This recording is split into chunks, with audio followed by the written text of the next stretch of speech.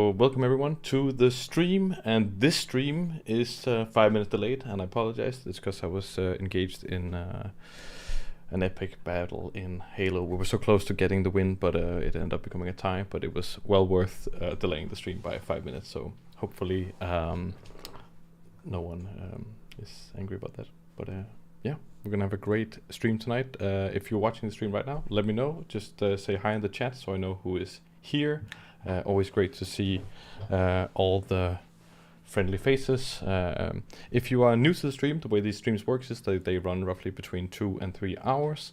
There's going to be a 5-minute break at some point where you can get some coffee, milk, candy, snacks, food, whatever you need, or bathroom break. That's going to be coming up, and usually these streams are about a certain topic, and this topic today is going to be spaceships.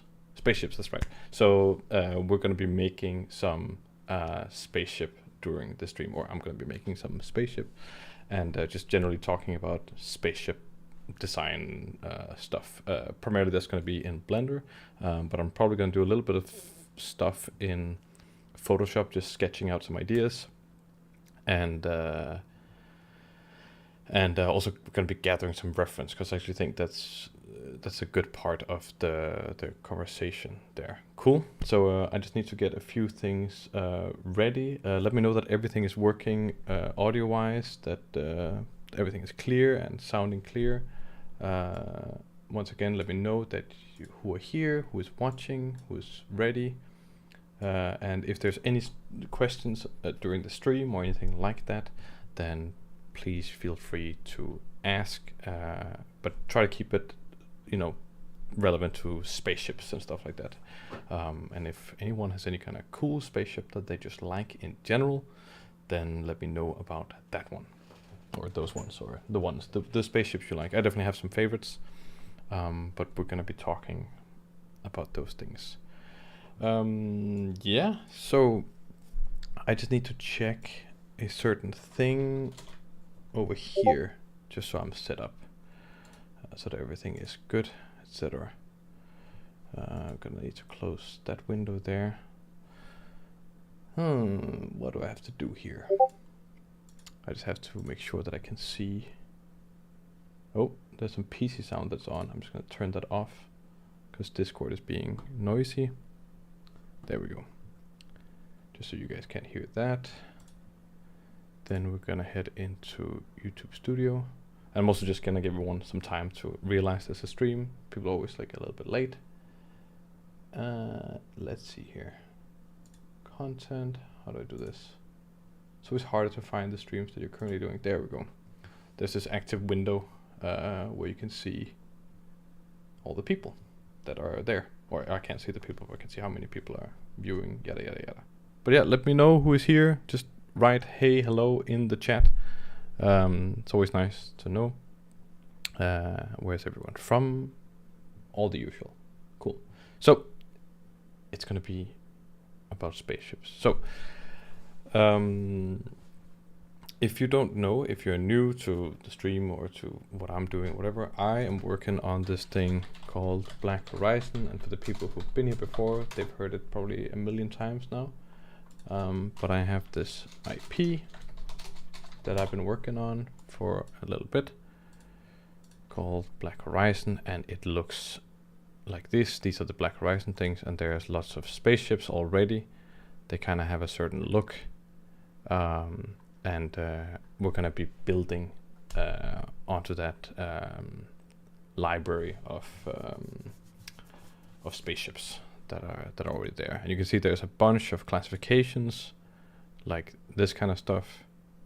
And I also got some breakdowns of like how they work, sci-fi, how they work, doing warp travel, doing travel between the planets and stars and these things, and force shields and all those kinds of things. There's different classes: cruisers, fighters, freighters, and chariots. Chariots is something specific in Black Horizon. So, but this is kind of the framework for making the spaceships. It's all gonna go into Black Horizon, like this world that I'm building. So that's kind of the first big thing.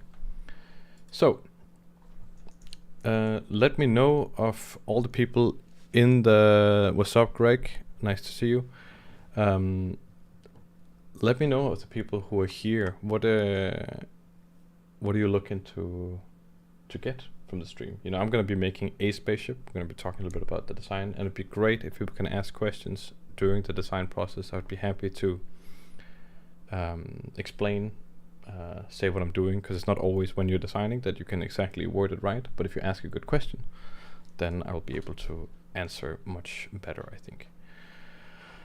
Okay, so I think with the spaceships, I think generally when looking online, there's kind of two ways of going about it. And I think there's kind of two ways of going about it with like anything that you draw or make or whatever. And the two ways are kind of the visual way and the functional way. Or we could call it form, actually, because then we can do the whole stuff like form. Actually, visual, then parentheses form. Because then we can do, you know, form over function or function over form, that kind of stuff, right? Functional, right? So visual and form, that's going to be that I'm kind of being like, you know what? I kind of like this shape here. This is a cool shape. This is an interesting shape, and that's now going to be a spaceship. You know, functional is going, what does this spaceship do? Well, it has to get out of the atmosphere. It has to lean against the atmosphere with a certain side. So maybe it's something like it needs to have kind of like a rounded edge there, then maybe a more complex side. Then maybe it has wings like here or something. Then maybe it has like some heat protection on the bottom here, like that. And maybe it has a cockpit or something like that. This is functional. This is visual, right? And when you're doing, let's say, art for fictional stuff, then which one is right and which one is wrong? Well, depends on what you're doing, right? But our context is Black Horizon and that kind of stuff. And the premise of Black Horizon is, you know, it's kind of far future stuff. So it's definitely in the future, and it's not like we're still trying to get off planets and stuff. There's interstellar travel, we've got all kinds of fancy stuff, but there's still a limitation to what is possible, and certain things have to obey the laws of physics and the universe and the galaxy and stuff like this. And so I would say I would put it somewhere between like Star Wars and, let's say, us and Star Wars, and then Black Horizon is probably somewhere in the middle here, right? That is like functionally and technologically advanced. Like Star Wars is so advanced that they literally have anything. They have hovercrafts, they have, you know, they can do anything. They can also, all the planets have the same gravity regardless of the size and stuff, so it makes no sense, but whatever. So that's kind of where Black Horizon is roughly trying to adhere to some things, but then also some things is kind of hand wavy, sciencey stuff. So some of the ships, for example, that exist in Black Horizon are something like this Dawn ship here. The Dawn is kind of like a vertical lander, a little bit like a like the SpaceX Starship, right? It's vertical in that sense. It's going to land vertically. It flies that way. It has this elevator that comes down and has these little escape pods. It's obviously a lot more advanced because it can also travel between the stars using a warp drive. But it kind of has to land vertically and take off vertically. And the reason why it does that is that it's still hard to get out of atmospheres in Black Horizon. Getting out of atmospheres is not trivial. It's still a challenge, right? You have to spend a lot of effort, like we do on Earth. Also, once you're in space, it suddenly gets a lot easier because there's no resistance or gravity in the same way that as on Earth that you have to escape. So you can be a lot more free, and that still holds true for Black Horizon. So that's something that I want to keep in mind for the spaceship design. Let's see here if there's other examples. Other ships are also, you know, like this here, these like two ships that are kind of combined together. And I'm okay with having like kind of more crazy shapes, like maybe something you would more see in Star Wars or something like that. But within reason. Like this one, for example, can't go into the atmospheres like without kind of breaking up. It's not really built for that. It could with some assistance, but to get into atmospheres, it actually uses this smaller kind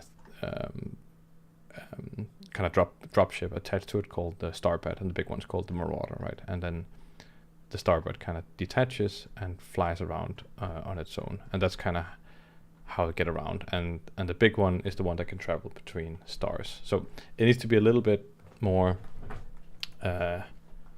tangible, if that makes sense. And also I've been playing a lot of, not a lot of, but I started playing Starfield, and Starfield is definitely this aesthetic called NASA punk, where everything is quite, they're aiming to make everything somewhat functional, right? And you also see that in the ship designs and stuff like this. If you say Frontier, ship, Starfield, this is kind of the ship we see everywhere. Is there a good look? There's no good images of this thing. I guess it's this one, right?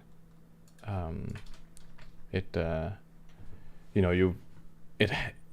a very functional ship. We feel the functionality directly. There's no mystery as to how this stuff works. These are clearly engines to help it get off. It's landing on the legs. There's a drawbridge, or whatever you call that, the gate, something, the passageway, the I don't know. And we got the big boosters in the back for going more vertically and stuff like that. So this is very much in the realm of like functional design. I'm just going to check, look at the chat here. What's Greg is writing. Would love to see how you break down the different shapes, like small, medium, large. Yeah, we'll talk about that. I'd like to see the modeling process, since spaceships are complex shapes, and I struggle with good topology, complex shapes, etc. Yeah, so we are going to talk about that, because that is a tricky thing for sure. But we'll cover all those things, hopefully. Nice. So that's the realm we're working in, right? So that's where we come from. Functional visual versus form visual versus functional, right? And we're on a spectrum of something, right? And for me, I think the best thing is, like, great design is when you can combine both. You can make something that looks visually amazing and something that's also functional. You don't just have to set one mark. Why not just set the mark for the entire range? Do everything. But it does change how we kind of work, and I tend to work more like this. If I can get away with it. Sometimes I move a little bit over here.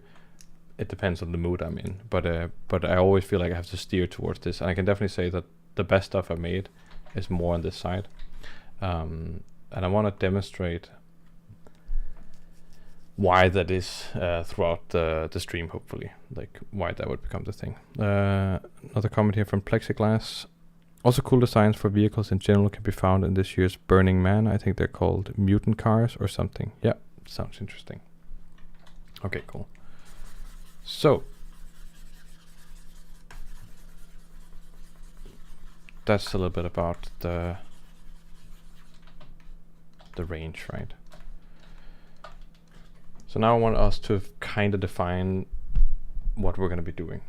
So my goal right now is to find a specific kind of description tagline for something that we need to make. I don't want to sit down and just do a bunch of shapes and then hopefully that becomes a spaceship. A spaceship is something that serves a very specific purpose, right? That's how we have them existing in our world. That's how most things exist that are functional and things. They have some sort of purpose beyond, just art, which is typically pure form, and then they convey some sort of message or whatever, right?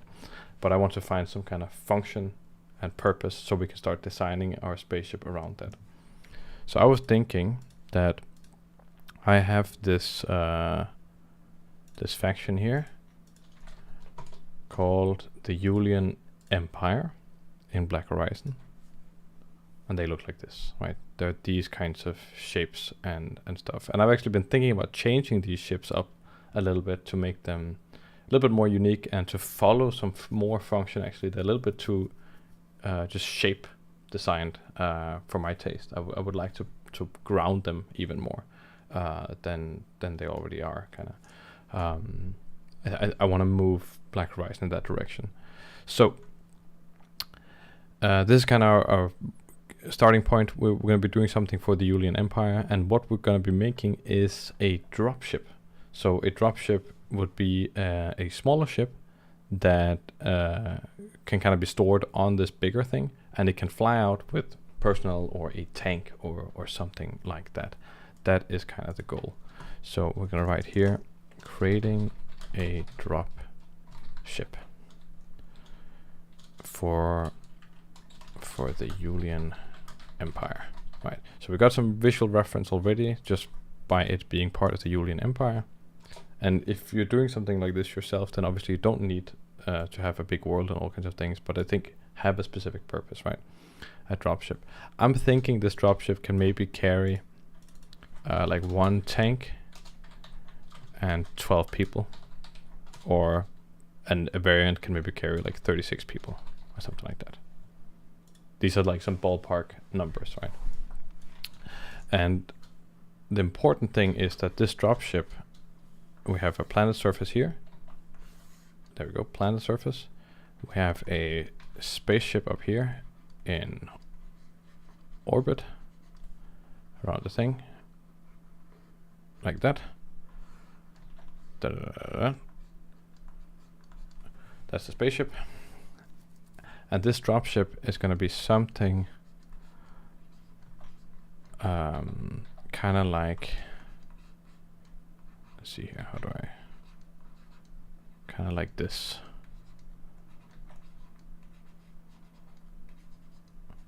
Like that, and it's going to go from there all the way down there where it's going to be landing.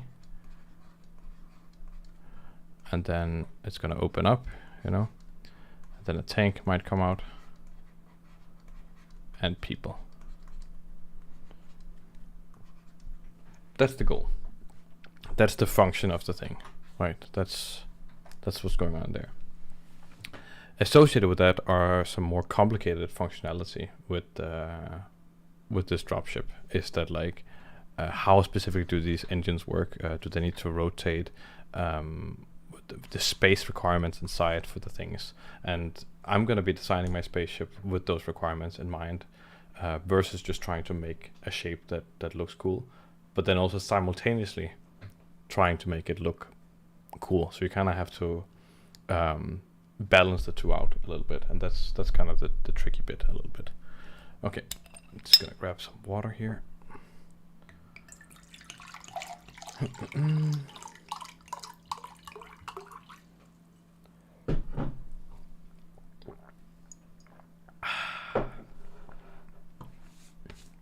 Okay, so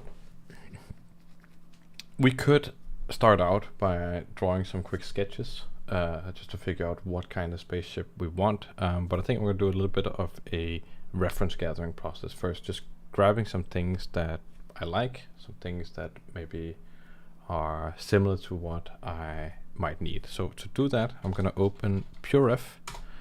If you don't know what PureRef is a software that just sits on top of any program somewhere, and you can just drop images into it. It's a super essential tool when creating this kind of stuff. And then I'm gonna go on Pinterest and search spaceship, and we're just gonna start looking for things, right? I keep seeing this one. That's kind of interesting. I always really like this one. This one has some kind of functionality that I think is a little bit interesting. It's not really the kind of shape that is needed for our thing right now, but it might be a cool reference for some of the edge details and how stuff is cut up. So I'm just gonna put this one in here. So it's Control C, Control V. Then I have it, and maybe also, no, not this one. Let's see, what else do we got? And then after we gather some reference, then I'll talk a little bit about some techniques for actually making the ship afterwards. And I'm not going to spend too much time with this. I'm just going to be looking at, and remember, we're in this like functional mindset. This is the Valkyrie from Avatar, a very functional design. very much, it's a plane. You can see it's built. It's a little bit like an advanced space shuttle. You can see it's built for going into the atmosphere on Pandora, or on Earth for that matter. And that's a great one. Let's see here if we can figure out where this is from. It has a cool thing there, a little bit bigger than what we need, but I'm gonna put it in nonetheless. This one is pretty awesome. Ryan Church. Hello, Anya. Ania. I don't know how you say that.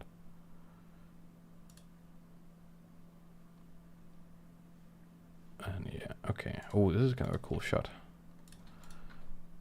These are just, things to use for the consideration. This one's also quite interesting. It's a more like an in-atmosphere vehicle. It's not going to go between space and the ground, but still it's an interesting design here. I'm going to put that in also. Avatar has some great functional design overall, and they still have very good shapes, right? So they're merging those two realms really good, like the form and function. But I would still say that overall, it's still, the philosophy is still function over form versus the other way around. I think that's important to remember. There's definitely lots of techniques where you can just, I think that Daniel Bystedt, for example, Blender Conference, he gave this talk on spaceships. Blender Con spaceships. Is that what it's called? Creating spaceships. Well, that's not the one. Where's that video? Maybe I'll go to Blender channel there, and then we say videos. Sorry. Then Beacon. There's a spaceship one somewhere. Daniel Bystedt.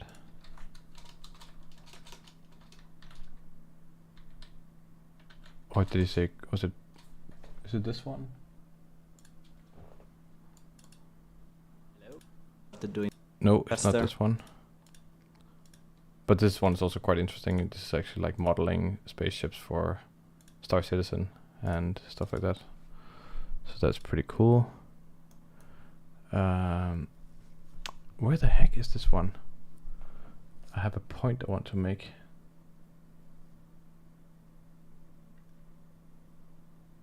It was Daniel Bystedt, he gave a talk.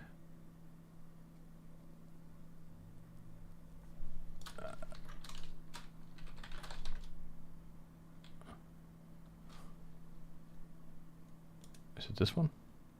Yeah, it's this one. Okay, using concept art for creating whatever. I've actually met Daniel once, super nice guy. So he has this technique where he's, just generating spaceships with geometry nodes, and that's super cool if you just need a bunch of stuff in the background or something like that. The thing is, it's very much, shape over function, and I just think you might end up with something that looks kind of cool, but I don't think you'll ever end up with anything that's special, right? You'll never get that like one really amazing thing. Maybe it's a starting point, but I find definitely like the more I work with function versus shape, the more I get somewhere that feels relatable, grounded, and just interesting in a very different way. I think ships in Star Wars, for example, if we just go to Pinterest here and we search Star Wars ship, then we obviously get stuff like, Millennium Falcon, like we get, the X-Wings and all those kinds of things. And this kind of stuff is very much like shapes that's supposed to feel functional, but they never are functional, right? It's very much just like everything can hover, fly, pretty much the same regardless of shape, form, or function. But it's supposed to feel functional, and it's still not quite what I want to do. But it's it has some elements that are kind of interesting to look at. So Star Wars. But Star Wars is still a great thing. There's also this stuff. I think this is from this like kit. The kit from Big Medium Small by Rasmus Poulsen. And it looks super great. It looks super awesome. But also still a form, a design, not necessarily like a super functional in terms of like physics. Of course they could say, well, it has shielding and then it just kind of works, but stuff like that. So we're not quite doing this either, but it is a little bit more related, and we might do some stuff that could feel similar to this. There's also Rasmus Poulsen. I actually kind of like this one. I'm just gonna look at it for other stuff, just for some detailing and things like that. Then there is Rasmus Poulsen. So we're just gathering reference right now for designing some spaceships and things like that. So that's what's happening right now. Rasmus Poulsen is an art director at IOI, people who make Hitman, and he's been doing this like kit for a while where they're making stuff like this that's kind of like Star Wars-esque, without being Star Wars, but it's very much Star Wars-esque, right? And it all looks super nice and detailed, and it's very kit bashy. It has all the Greebly or Greeble. Okay, so just I definitely prefer saying Greeble, but I've been told many times it's pronounced Greebly. I don't give a shit. It's just Greeble sounds better. Sorry. If you're offended by that, then I can't do anything about it except keep pronouncing it Greeble because it just sounds better. These kinds of things also, right? It's still form over function, right? That's the thing. Even though the individual bits are very much function, it's still form over function. Okay, so that's one thing. Let's now go into Pinterest and search dropship. I just want to see what else we get if we search like dropship. We get things like that, kind of interesting. Just looking for things, we get things like that's also kind of interesting, like a helicarrier kind of stuff. Remember, we're looking for function, so we're just looking for a little bit of inspiration here. I don't know what's quite going on here, but I find it a little bit interesting, so I'm gonna bring it in just as inspiration there. Does anyone have any good dropships in mind? Like, I'm kind of imagining something like this, but it's also really limiting to just have it like that. I in particular really like the one from Avatar, the Valkyrie. I think it looks absolutely amazing. So something like this. This kind of has a brutal simplicity that I think is kind of cool. And we're making this, just for any newcomers, we're making this starship or this dropship for kind of the Julian Empire, which is the one over here. And that already gives us a little bit of a visual guideline to work from. Just gonna pull the mic away a little bit so I'm not breathing into your ears. That's a little bit of an interesting thing there. I kind of like how it might hit the surface of the atmosphere. That's kind of interesting. The Guardian ship from the I can't remember what it's called. I actually know the guy who designed the first ship. It was called what the heck was the first ship called? The Milano or something? The Milano. A guy called Roberto F. Castro who designed that ship.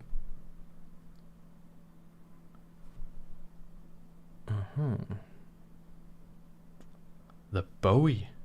Is that which one is that? Is that, oh, that's the new one. Right. The Bowie ship. Yeah, the new one's called the Bowie, yeah. I gotta say, that's not really the ships and stuff from, I kinda like the what the hell is it called? So from the first movie, the villain ship, he is called Ronin, so Ronin's ship. Ronan's ship. What? Guardians.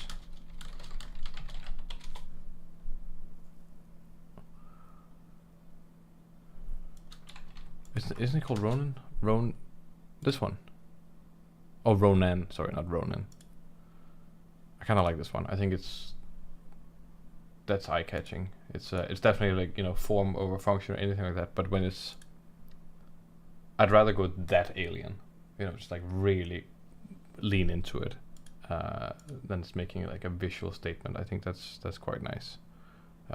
More so than things that try to look functional, but then they aren't really. I'd rather than have the visually striking thing. That makes sense. So what were we doing? We were on Pinterest. Just need dropship here. Let's just go down a rabbit hole here. That's kind of interesting with these like front things, the way that it turns over here. Gonna bring that in also. Just gonna gather a few more things here. That one's kind of interesting. And there we got something from Star Wars, I think. D5 Mantis.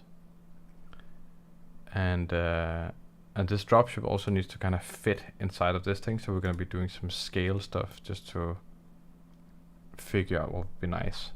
And it has to be this combination of having some kind of internal storage in like a bigger ship, and then the internal storage can load, for example, a tank or people or something like that, and then the dropship can fly down and you know, deploy those things.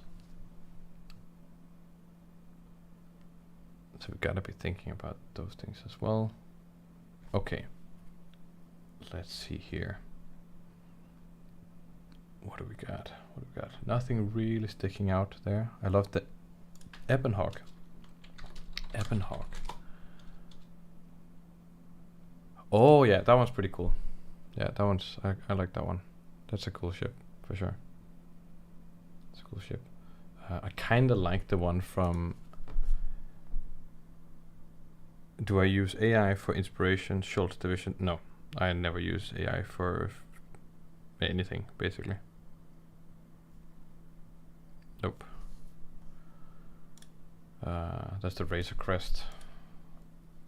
Razor Crest. This really looks like it could have been a function. You know, all it had to do is just kind of tilt those, and then it could fly. But that's not how it works. It just, when it wants to fly, it just turns on the engines, and then it just goes up. I'm like, okay, great. But when it's going, you know, forward and linear, then it kind of makes sense. So that's kind of the realm we're in. For me, at least. Okay, you know what? I think I got what I need, so I'm just gonna grab everything, do this, Control P, and then this is kind of what I've gathered so far. And that's just a little bit of inspiration. And obviously, I'm still keeping the Julian stuff in mind, but I'm gonna put this on the other side here and start thinking about some ideas. And I'm gonna think about some ideas in 2D here. Okay, so we are gonna be designing a dropship, right? Let's see here. What's a good way of designing this? I think, you know, you can go about it like, you know, sideways and stuff like that, but I think that just, it really limits what how you can think about the ship. So I'm gonna do something like this instead, which you might have seen other places, but it's a really helpful grid just to have something to align yourself to. Put that there. Then we start thinking. So the Julian stuff is pretty square, and we could make it square, but we could also try to make it more round to give something different. So the big problem right now we're faced with is the fact that we need to have some kind of storage for something like a tank or like a vehicle or something like that. Let's just do a tank, you know, like this. This is gonna be a weird sci-fi tank here, like that. Maybe it has like 2 guns like this. Da da da da. And we're not going to be making the tank. It's just for reference. We might do a mock-up for a tank size or something like that. But that's the thing. And then maybe a person is like this big or something. Yeah, maybe the person is like this big. Like there, right? So that's kind of the requirement, right? It needs to be able to carry that thing. So it needs to have some kind of cargo hold that can take that. So I'm just gonna keep that in mind as I move in and draw here. So that's my kind of my constraint to myself. And I think making these constraints can just be like really good because it gives you something to already go off of, right? I have this space right here, and my spaceship needs to follow that form. You know, it could be that we're gonna create a weird head that sits over there. It could have 2 engines that sit like there. You know, it could have a tail. Yeah. All these things, right? We have to figure out a way to make it work around that. That's kind of how I'm going about it. So I'm thinking maybe it has a very low kind of cockpit or something. We also need to have these engines on the side that can help it steer in, or help it, you know, land and things like that. So maybe it has these like big kind of engines like this or something like that. And then I'm starting to think about this here. Maybe it goes there or something.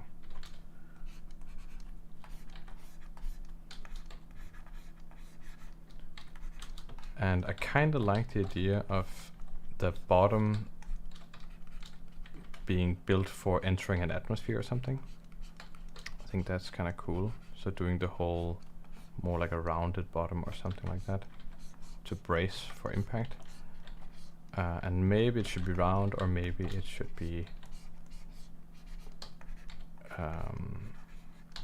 square. Not right now, we're just trying something out.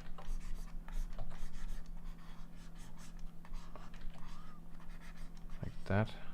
Then internally there should be some kind of thingy-majig going on. Let's just try without the tank here. Now we got something that looks kind of like a whale. Can have some kind of wings going on here. So we're not really in the interesting shape stuff yet, right? We just got something. We got something that we're doing. And actually most of the time I will be just doing this straight from straight in 3D. But I kind of felt like doing it in 2D this time around, just, you know, why not? I think we're gonna make this a little bit bigger. Put a little bit forward. And just look at what's going on here. I'm not really liking those things. It just has the 2 engines there. It needs to have something that's kind of special about it. And right now this just kind of looks like a plane. I want it to be a little bit more daring with its shape. So maybe it's gonna have something quite different by doing something like the space shuttle, where it has that skirt or something like that in a way. And then maybe it still has that thing there. Something along these lines here. Just gonna check the chat a little bit. The ships from the Matrix were awesome, but maybe a bit too much on the visual side. The helicopters from AC6 might fit. They carry mechs from AC Armored Core 6. Okay, right. Do you recommend starting in 3D or always concept in 2D first? Right. So that's the thing. I usually actually just start in 3D first. But for some things, I feel need to figure out the components first in 2D. It depends on what I'm making, but if something is very dependent on the specific form, to function. So like this thing has to go into the atmosphere, so the form is a little bit more essential than something that's just flying in space, because in space the thing can have whatever shape. When it's something like this, then maybe I would figure it out in 2D just for my own benefit. But it'll probably change a lot from 2D to 3D once we get there. Okay.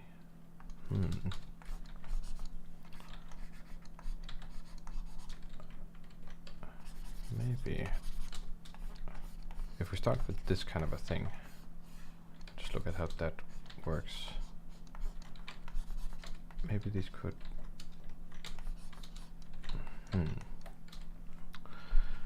So let's imagine it's like it's coming down right into the surface, and it needs to have some boosters to help it break into the atmosphere. Maybe those boosters are quite big, like this, and they can, you know, go that way kind of as it's like going into the thing. So they're behind, right? So they're kind of going. So that's the exhaust right there, right?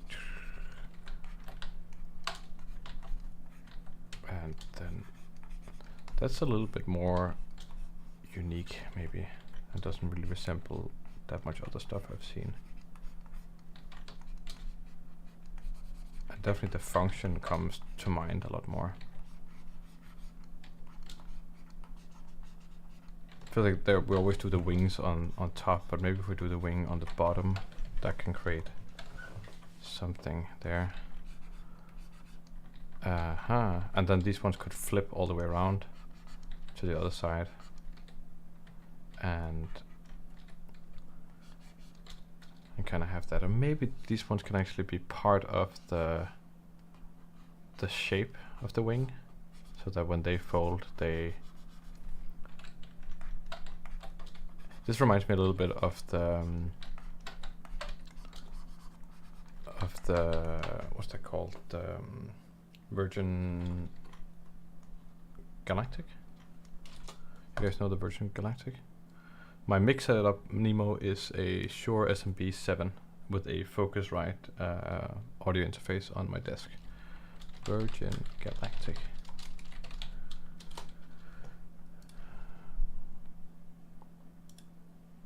This one. It kind of has this like folding wing thing, which is quite unique. And maybe I'm trying to mimic that a little bit here without really knowing it. I don't think this is exactly the shape that I want, but there's something about the idea that definitely feels different that I quite like. Maybe we can have one big engine on the top as well for extra boost. Just to enter the ride. Do we need that though? I mean, because it doesn't need to fly that fast, it just needs to be really maneuverable. Okay, and we got this carpet there. And maybe we need, you know, some gun turrets sticking out like this.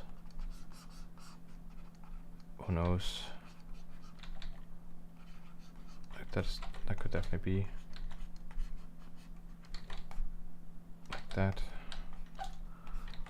Okay. This wing here, kind of liking that. Maybe some things there. And this is very much just like an idea sketch. I don't think it's going to end up looking like this, but I'm trying to figure out this thing with the wing here folding and the rockets going that way. And then I just need another set of engines, and maybe they get to sit on the side here like this also, and they are maybe a little bit smaller. Maybe they're a little bit smaller, and they sit over there. I'm not exactly sure, but I kinda like that it tries to do something like this with having a bit more of a wing shape, more so than being like this thing. I also kinda like this thing. It's also quite interesting. I'm trying to maybe mix this with like these things, having that like big belly shape. I think that would make it look distinct from some of the other stuff. And what is going on here? This one has a lot of bits and bobs. Okay. Okay, I think I have an idea now for what's happening.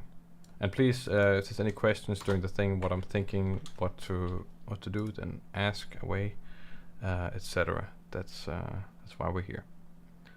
But I have a sort of idea now in my head, and I think that's what I would do if I were doing something in 2D.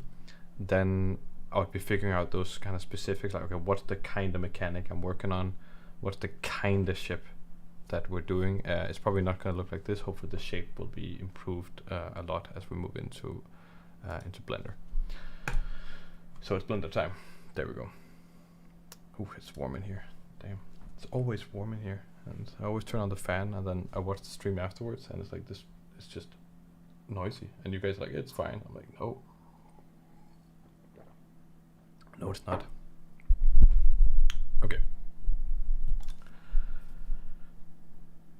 Let's see how to approach this. I'm thinking we start off with the biggest shape first. Actually, I'm going to talk a little bit about some different techniques for making these ships in Blender. So, like with just designing a ship in general, you can kind of go functional, you can kind of go form-wise. There are some different ways to go about this. I like to typically do a really basic shape first. So let's say that my ship is this. This is the basic shape. Dun, dun, dun, dun. Oh. Like this. This is my ship, right? That's my basic shape. I like doing a basic shape first, then lay out the important components, like let's say the storage in the middle of the thing, kind of where the cockpit is, the engines, where they would come together, and other functionality like, okay, maybe if it had landing gear, that would probably be here, and those kind of things. Just setting up those components so they're kind of there, and then piecing it all together. That's just how I like to do it, because it always creates something a little bit more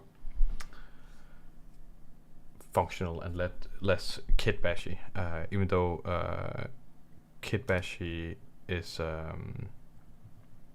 can also be really useful, and I will be doing some kit bashing also on top of the thing. A different technique is kind of this thing on you know, you probably maybe seen them a lot, the whole big, medium, small asset sets and stuff like that.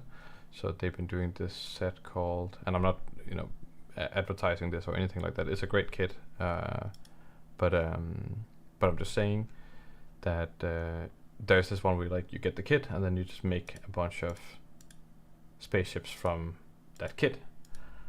However, everything is gonna look kinda like this, right? And that's really cool. That's kind of the style of Star Wars, and inspired lots of other things also like that. But it I think it removes the ability to do some things that I really like. For example, you could probably kind of do something like this. That's a bit more in the ballpark, but I wouldn't be able to do things like this, for example. Like this would be impossible to do, which has a very specific kind of functionality. You know, it's like it's kind of built around this mechanism, and that's what gives it its uniqueness, I think. This rotating dome and the big scarab-like wings. You know, I think the ship is special because it's built around that functionality, and it's like a purpose-built thing. And I think spaceships are really purpose-built things. They're usually a one-of-a-kind, very, very often, right? I know that the Falcon 9s are obviously, they're mass-producing those, mass-producing, but they're still, each of them is still quite unique. They always upgrade them with every bit, and that's kind of how I've seen spaceships. They're always, in a way, a one-of-a-kind. And the same thing with, huge freighters, like large tankers and those kinds of things, you'll have max 3 of the same one or something like that, because at that scale they're built so slowly and so specifically for a certain thing that they're always going to be a little bit of custom stuff. And if they're custom, then it feels wrong that you build them out of kits, I think, even though kits are really useful and it's good for that specific style. I just think you lose out on some things, and I wouldn't be able to do this, for example, or something like this. So it's it's just something to keep in mind, right? That you can probably get stuff like this that's a bit more kitty or like that, but these things, no, not really. And it gives them some contrast, so just something to think about. Okay, so that's kind of the two approaches. Take a kit, go nuts, just put stuff together, or try to figure out things from scratch. And we're gonna do things a little bit more from scratch here. Okay, I'm just gonna bring up my PureRef again. There we go. Then we can start building out the thing. And I'm really thinking about this big surface wing. So I'm gonna split this in two. Then we're gonna mirror this over the mirror axis here, like that. Then I'm gonna start thinking about this kind of wing, how that works, stuff like that.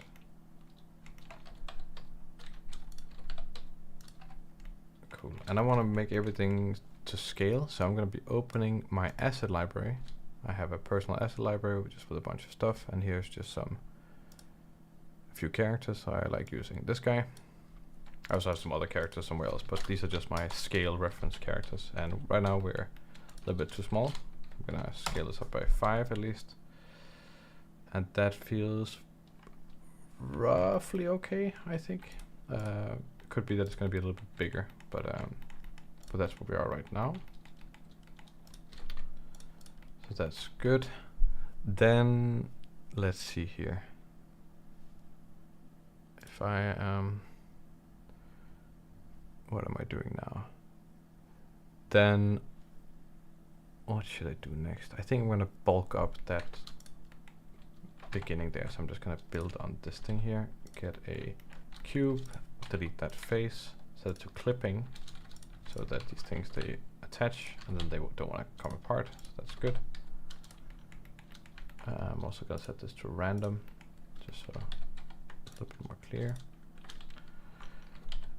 Like that. Like that.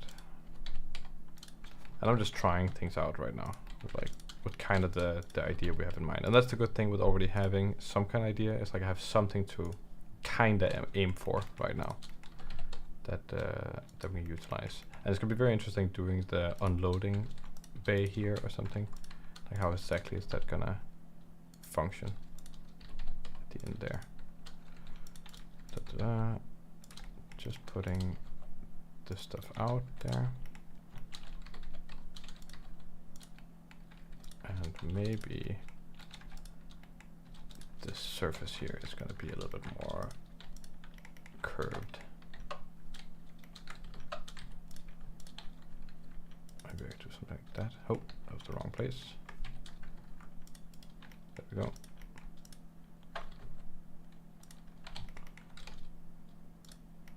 Something like that. Maybe I'll separate this thing out, solidify it.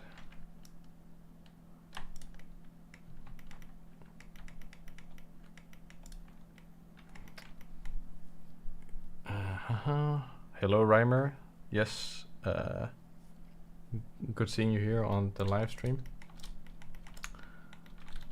Okay, got something like that going on.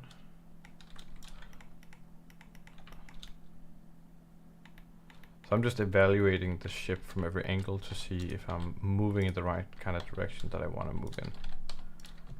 Let's see here.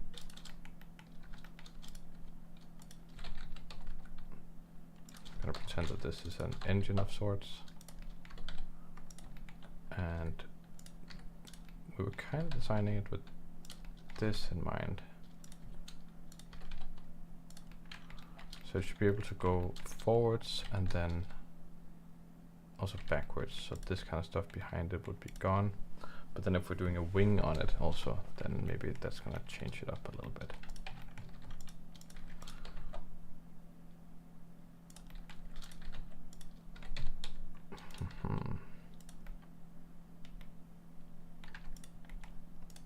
Mirror like that. Maybe something along that also over here. Maybe a little bit closer to the thing. Yeah, that could be interesting. Then something like this.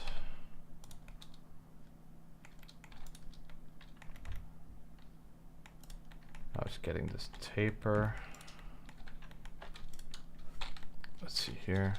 How are we doing with this one? Maybe this one can go away. And then technically that one was supposed to also go away. So we're gonna try bringing in this here. Like this. And please ask any questions as to like what I'm thinking. It's gonna be hard for me to explain it as I'm doing it because I'm very much in the mode. But I would love to explain whatever is possible.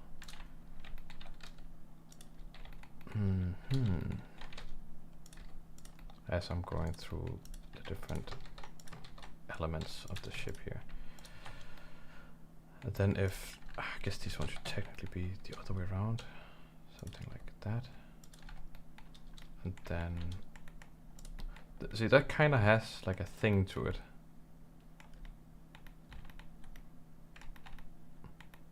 It's not super conventional as to like how other stuff might look, but I am kind of getting interested in it. Let's see here. Like that maybe. And then that could be a smoother shape. And then this stuff here could follow this thing here, so that this one can kind of, okay, that one needs to rotate somewhere else. Oh, that doesn't work. Alt P, maybe I should just put this one in place actually. That will be better. Origin to geometry. And then it gets to go to the other side of that one. Then maybe it's something like that.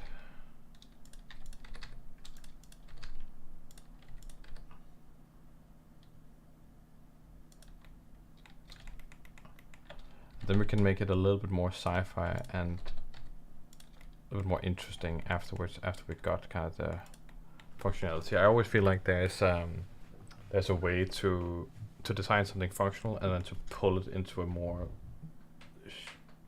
interesting form after we got the core design. Is this the way I want to do it?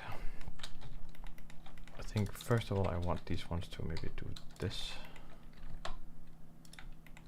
So we're getting that arch, and maybe they're just a little bit too big already.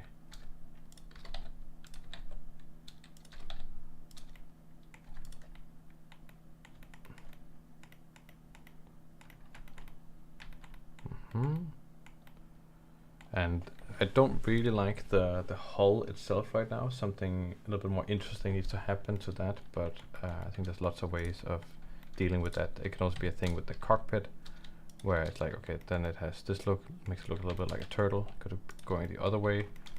Could also be that it needs something like a cube thing, where it needs to do something like that, and then that makes it more interesting. You know, you never know.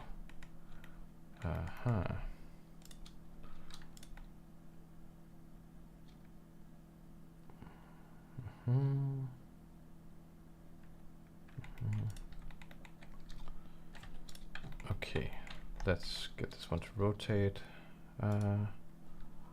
Origin to geometry, there we go. So if we rotate it like that, does that feel good? Maybe I should rotate a little bit higher up. What is the ship's functions gonna be? So this is a dropship.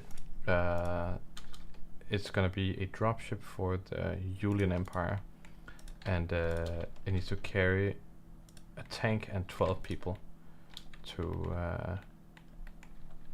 from a larger cruise ship, from a larger kind of military cruiser to a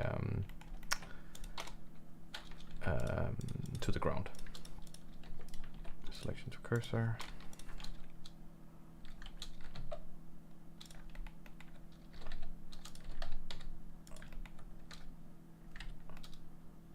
Oh, it kind of almost snugly fits in there. I want to make that fit so that snugly fits in there. And then this one can actually be a little bit bigger. Dropship would suggest aerodynamics are in fact important. And yes, the aerodynamics are important. That's exactly the gist, and that's why we're getting this kind of brake surface here, and I want everything to eventually follow that. We're getting that thing there. Maybe these ones can even do like this.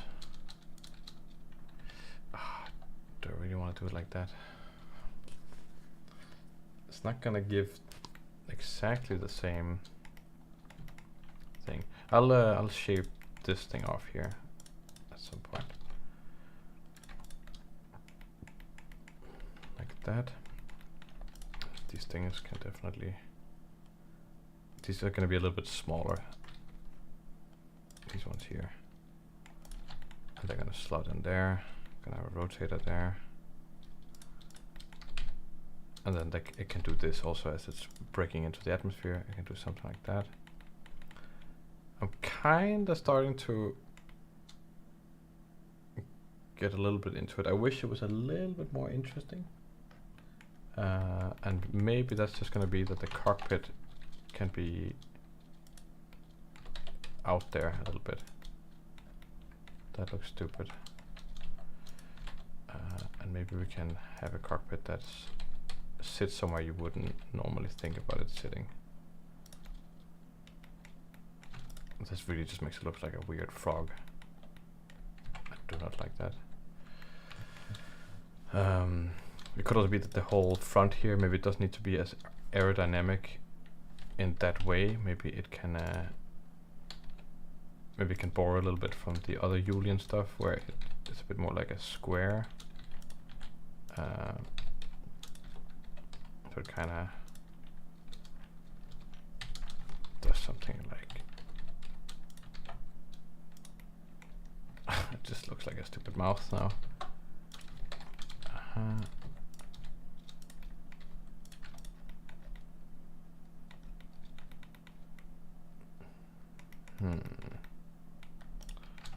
No, don't really like that. I do have this one ship that I really like. Let's see if I have it somewhere.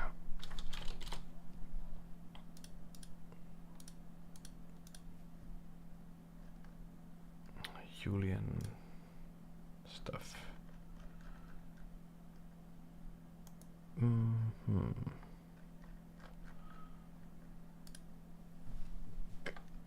I have it here? That's not really a good way of showing it. Maybe I can just find it in. I'll try opening a new one here. It should be in that one.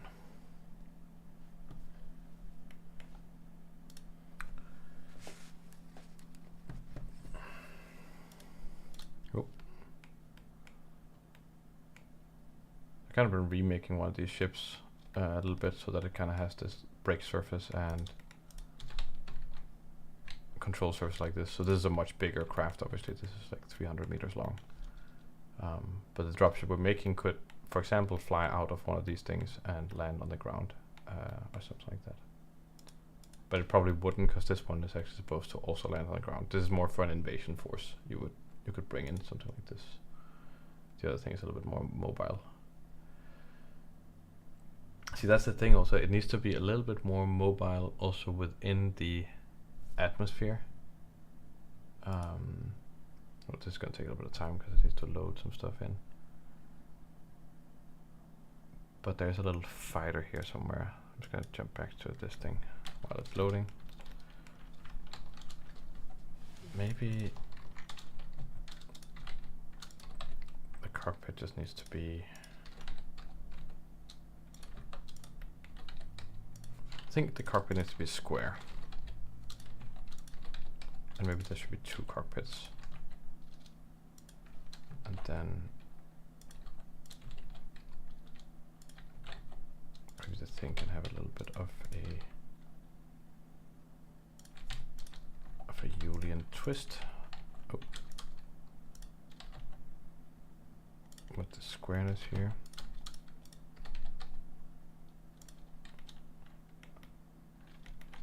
Like this, and then the cockpits that get to sit on the side here, maybe like this.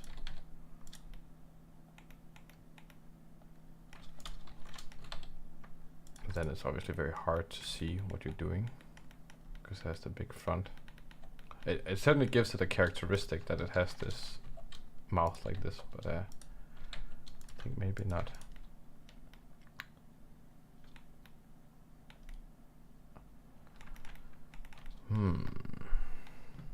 Has this one stopped doing the thing? Oh. It is a little bit slow for sure. What are people writing here? I could suggest that the ship is designed to break atmosphere falling backwards, though it through it, and then it fires up its atmosphere sources afterwards for planet-side flight. Okay, I was going to ask about its mobility. What about defenses? Will it be able to fire, or is it supposed to get to the ground quick? Sperm whale shape. Whale vibes for sure. Yeah, we've already been there with the whale vibes. I have been thinking a little bit about that. So I think it needs to serve kind of 2 purposes. One thing is like dropping into the atmosphere, so it needs to kind of break nice and gently. And then it also needs to fly around a little bit on the ground. I'm not sure if this is the right way still.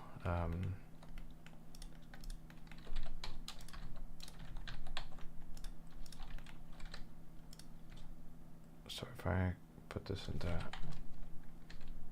position like this, then it's in a position like this, then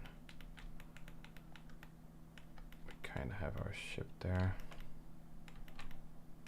Then we could have a hangar bay there. I'm not entirely sold. I do really want to do something with the stern here, but I'm going to look at another ship for reference. I'm going to look at this small ship right here.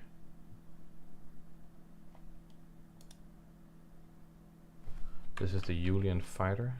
I just kind of want to bring that in. That's not the one.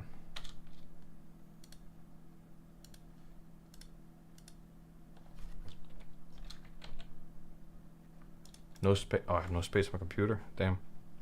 That's kind of crazy. Let's see here. What is happening? Oh my god, it's all filled up. I just removed some stuff from my computer. Damn. Maybe I can just close this one. No, because I can't copy it then.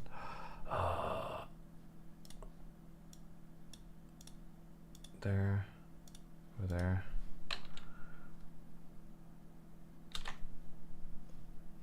And delete some stuff. Oh, I need to delete things now. Maybe I'm going to temp. Maybe it's delete, delete, delete. And then we jump into the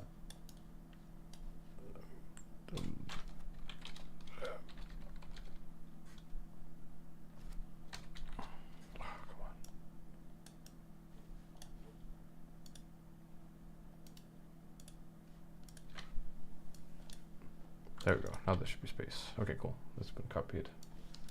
Bring it over here. There we go. So I kind of want to bring in some elements from this fighter, which I really like. It has something. Are we back? Are we back? I need to go look on YouTube because I can't see or hear anyone. I'm just gonna reopen Blender here. Everything just kind of crashed all of a sudden.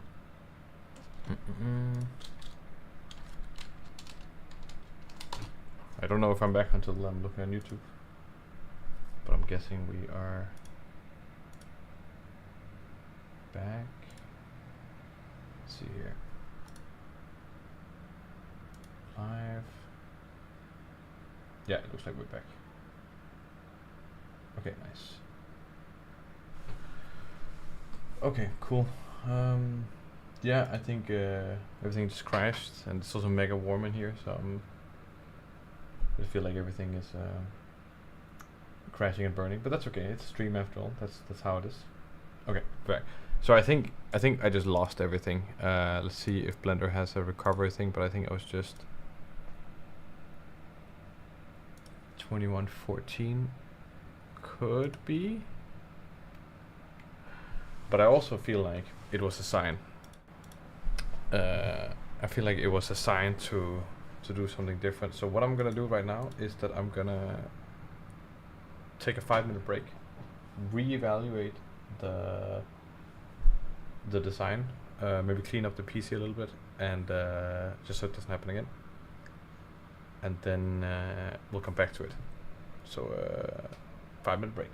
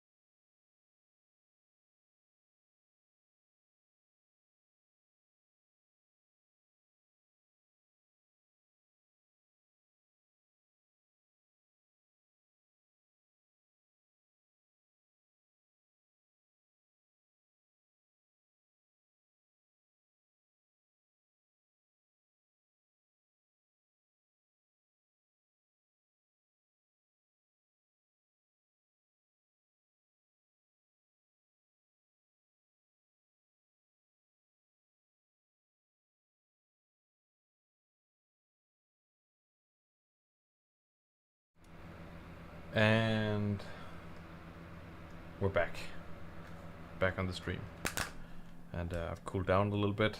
I think just for if anyone's checking in just now, then we just had a crash. My computer crashed. Kind of lost all the progress we'd done except for this thing over here. But you know what I think? I think the crash was a sign. I think it was a sign that this is not working, and we need to do something a little bit different about it. I think the shape needs to be more bold. I still really like the idea of breaking into the atmosphere, but maybe we need to do that in a different way. Maybe we need to think about how that happens differently, and maybe we're gonna do something in a different way. So I'm gonna spend a little bit of time just figuring that out. It was a sign from Odin. That's exactly what it was.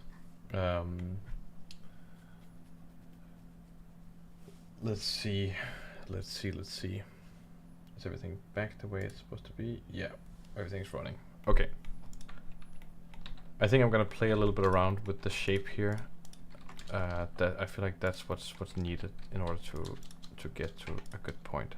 So I'm gonna take this, just drag it in different places. Maybe the engine needs to be bigger. Maybe that's what's bothering me here. Something kind of significant needs to happen. Maybe it's just something like that, where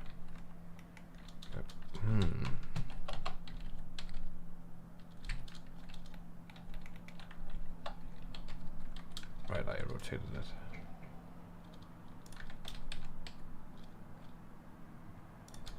It's okay that they twist and turn. It's just to get the idea here.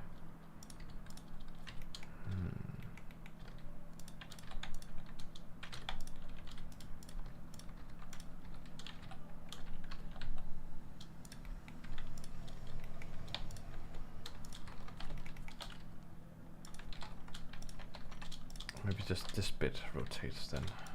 Maybe this can go bigger.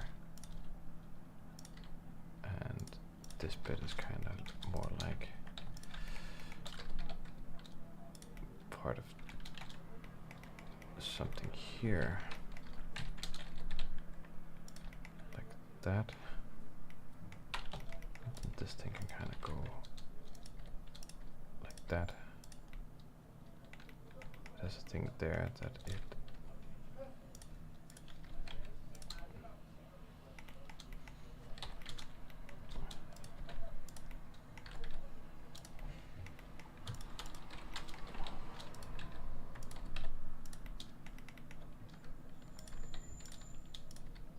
can go down there. Maybe an engine there.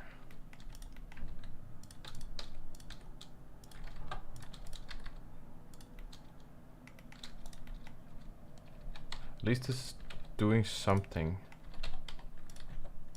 that it wasn't doing before.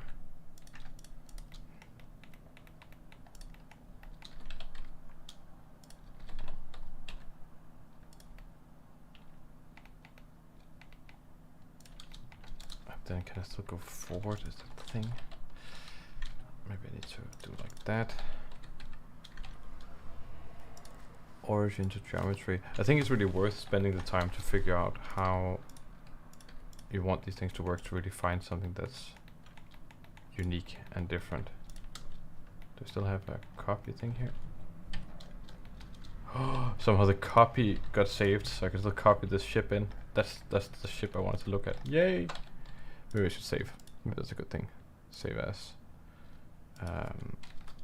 drop ship. There we go. So this ship here is a fighter, and it's quite a big fighter. You know, it's a space fighter.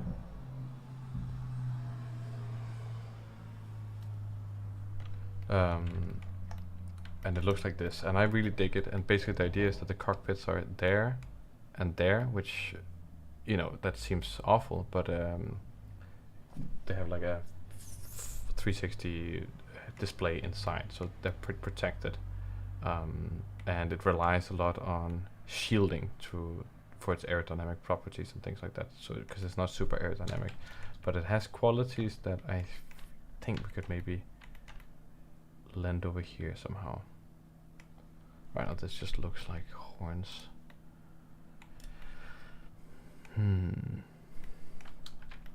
Maybe the whole box thing is just the way to go. Need to lean into that maybe. Oh.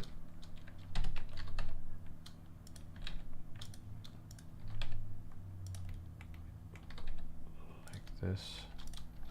Maybe this thing was a bad idea. Oh no, now I'm getting close to the Valkyrie in Avatar, which I really like.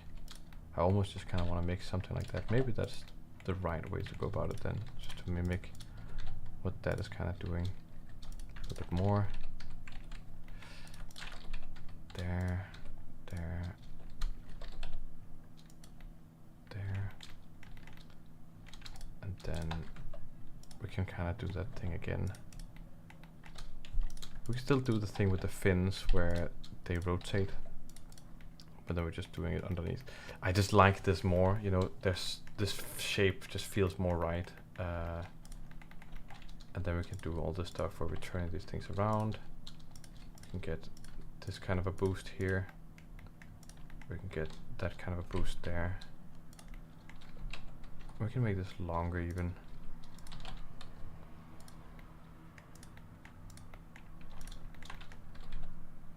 I think this is just more the vibe that I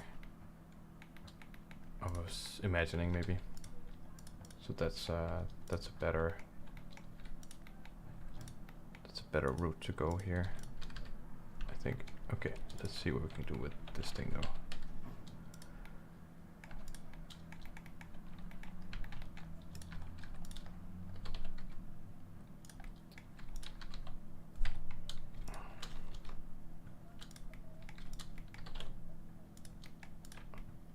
Then there's this head here, and it's not the most aerodynamic head, but neither is the other one. But maybe we can change that up so that it's has a little bit more of a... I do like the flatness here. I think that's kind of cool, like how flat it is on the top, and then this bizarre engine rotation thing here. Okay,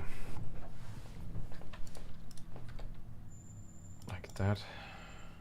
Then it can rotate there. This thing, oh, this thing shade flat. There'll be some ads. I'm gonna skip those ads for you guys. So that's great. Shade flat there. Then these ones can go forwards also. I can do this thing. It looks a little bit like it has small arms. Maybe I don't like that so much. Oh, it is just reminding me of the Valkyrie.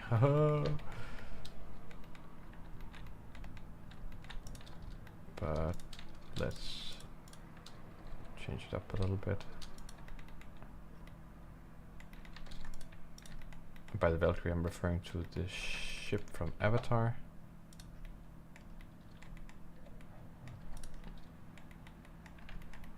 Then we are gonna have something where these ones kind of stick to that. And then when they move around, they're going to be doing this kind of stuff.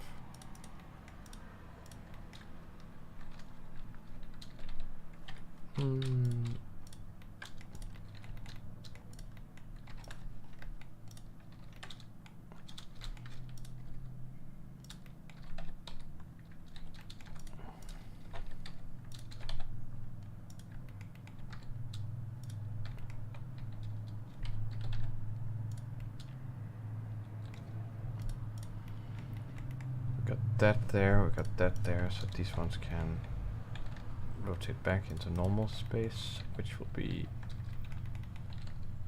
like so. There's a lot of car noises outside.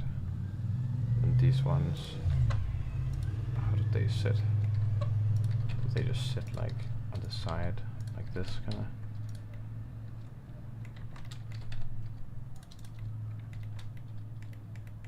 Maybe, yeah. It's a little bit generic. I would love for it to have a very special feature, like something that makes it poke out a little bit, kind of like this. Maybe there's something with the wings that can be done. Maybe these ones can sit very far out. Maybe it was just this thing here on the front. I kind of like it more with just the flatness here, and then we'll soften that out. So here I'm thinking a little bit more just about, you know, the visual aesthetic of everything. And then we'll just soften out a little bit, so we get that break surface coming in. There were some questions about whether, yeah, I was also just thinking about some asymmetry plexiglass. That could definitely be interesting to add to the thing.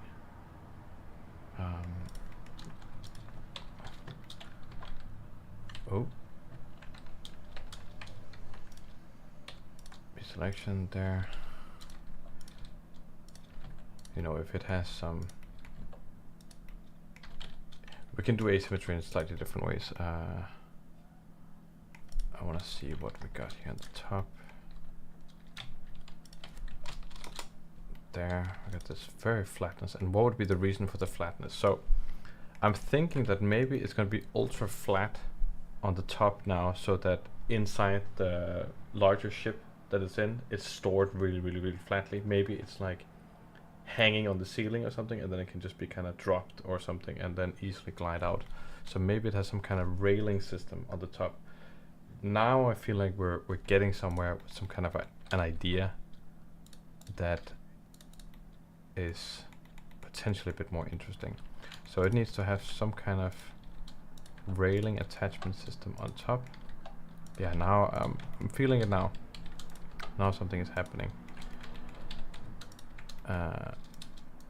Something's going on the top here that suggests that functionality somehow. And this is just my reminder. This thing there, like that. Then this thing is obviously rotating, but we'll figure out how to make that fit into the whole railing system. Maybe that's something like that. And then we have that chin there. Maybe it's doing something more like this. No, that looks ridiculous. We're just going the other way. I've already tried this. That also looks ridiculous. I think it's gonna be this this massive chin like that. Maybe the roof is going over it for some reason. Maybe it's some kind of maybe it's some kind of radar that can stick out. Yeah, that's not too ridiculous.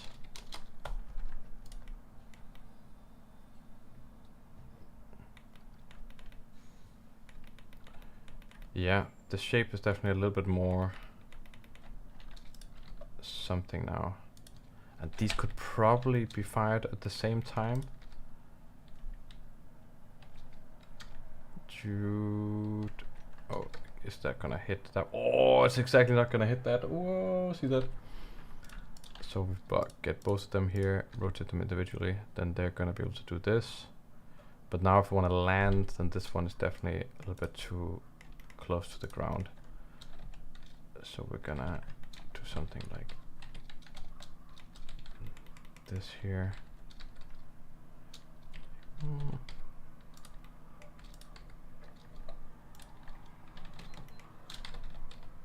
Move it here so that it rotates.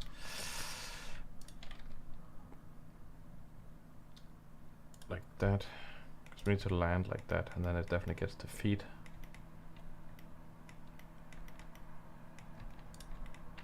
These ones need to come in a little bit. And land like this, and then we can figure out a way to give these feet. Maybe they can also act as the feet. Have the feet there on the sides. So if you came down here and you wanted to have your feet out, then how would you want to do that? Maybe on either side, or maybe just on the front and the back.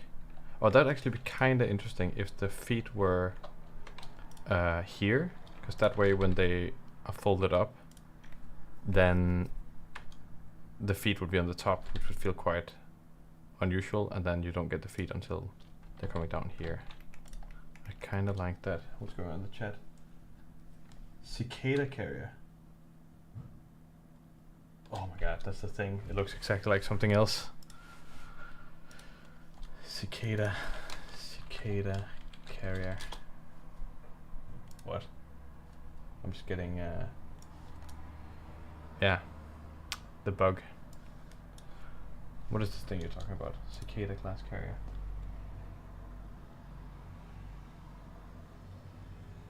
Oh, you mean that it looks like a cicada, like the cicada? Oh, okay. That's interesting. I thought you were talking about a specific ship, but I guess you're thinking because of the.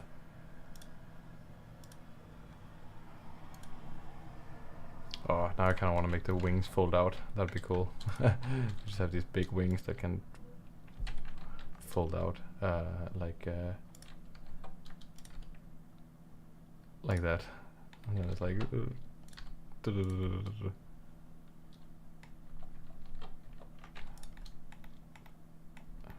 We're gonna keep it like that. That's.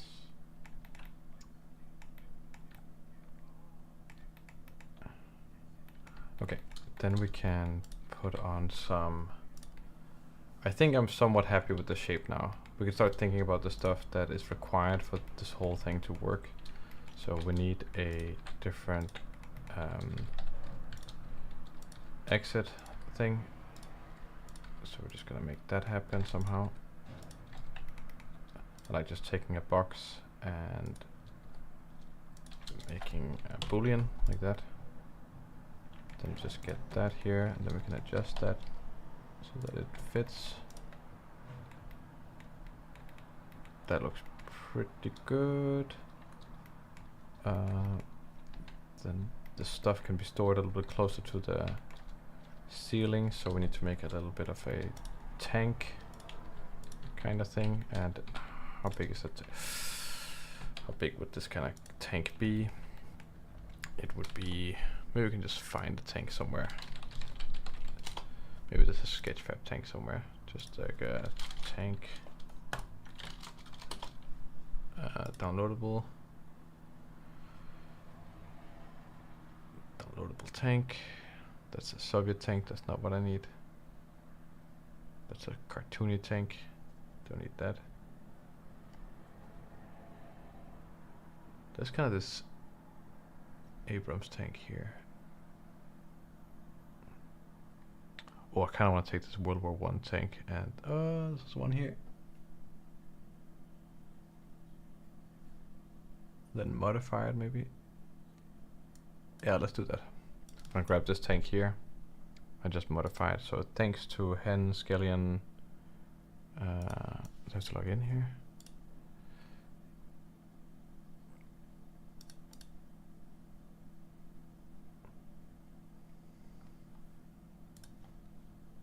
Download FBX model. Cool. Am I going to make? I'm probably not going to make an environment with the ship. I would put it with another environment that I would have somewhere else.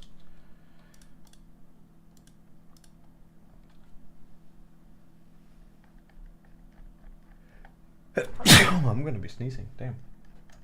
Time goes really hella fast. It's crazy how fast this is going. I feel like time is slipping away. We did have a crash, so I'm gonna save the crash fault. There we go. 7-zip extract here. This is all just to get a tank that I can put into the thing. There we go. Source 7-zip extract here. Come on, there. Okay. File. Import. FBX.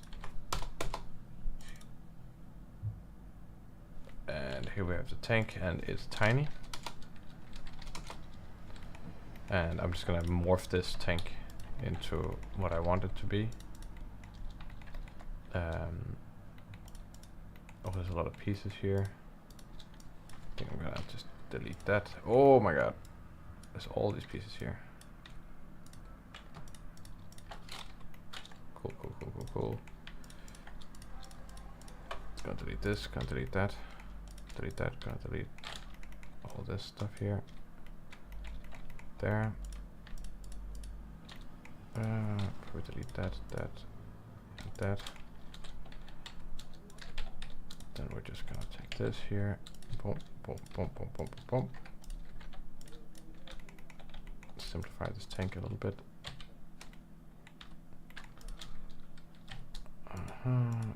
Origin to geometry. There we go. And I'm gonna get rid of these things just to simplify everything. There. Like this. Gonna all be joined together. Cool. And then I'll grab these things here. Move them away. The rest is just gonna die. Oh. Alt P, keep transformation. All this is gone. There we go. And mirror onto the other side. And mirror. There we go. Let's say this is our tank.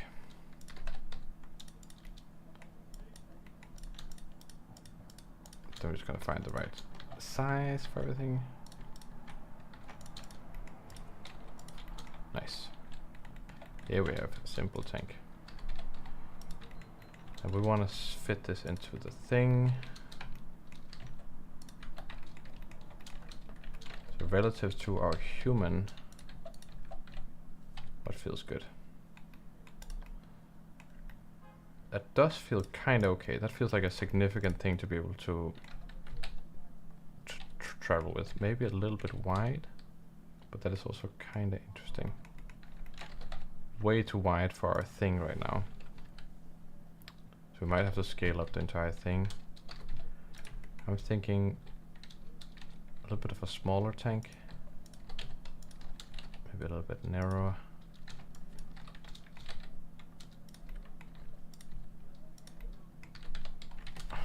Let's just turn this one around. Why not?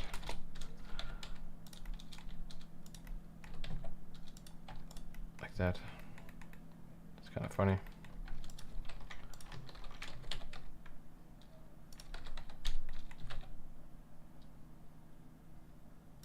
Nice. Yeah, let's try to match it after. It's still maybe a bit too big. And then like that.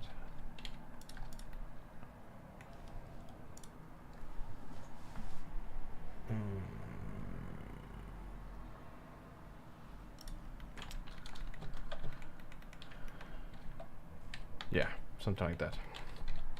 Then we're gonna take the ship here and we're just gonna scale it up from 3D cursor so everything stays relative, not the guy. We're gonna give this 1.1 in scale. And then we're getting this thing in there. And maybe it can exactly fit like that. That does feel pretty reasonable. Then this could almost hold like 2 tanks. And there's a lot of vertical storage, so maybe they have really vertical tanks instead.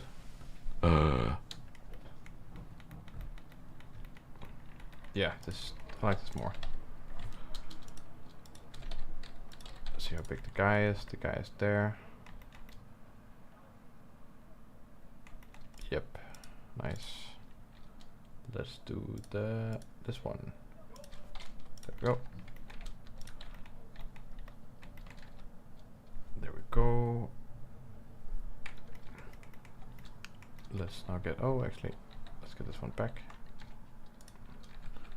Then we have this one, then we can use it to make an actual doorway.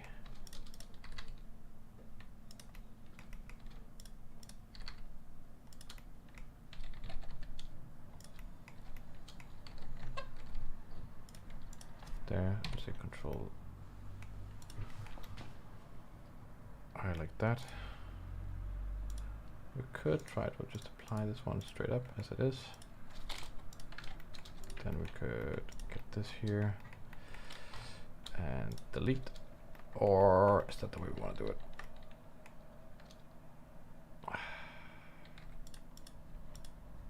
I always find doing the stuff like if it has a door, doing doors and things like that to be a good place to... Oh, what happened to the... Something we didn't get? Maybe we didn't scale this one. Do I like it? Do I like it? Do I like it? More than that.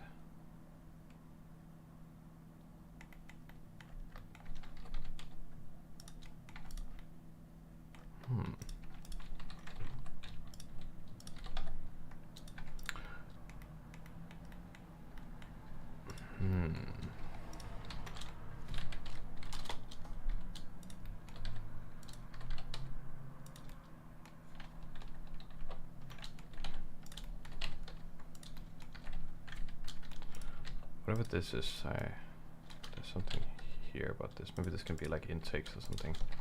This can be a little bit wider. Or should it be wider, actually? No, it should be kind of thinner. And then I imagine like two guys sitting, one there and one there, sitting on top of each other.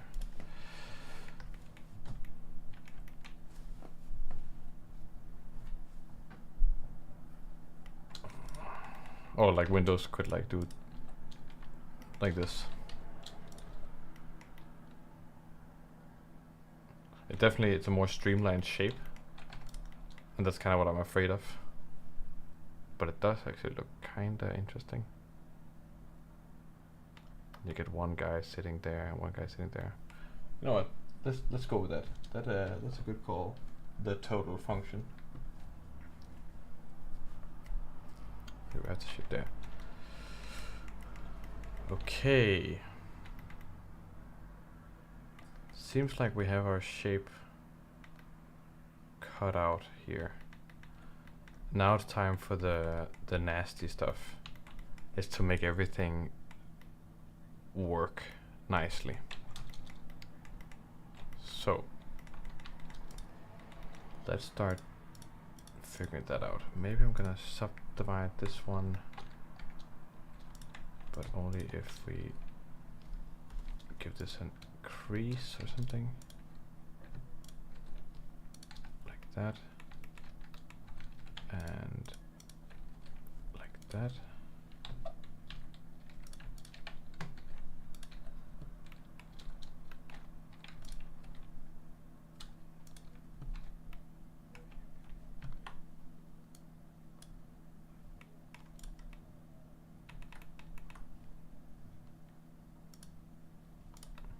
There, then that is softened out.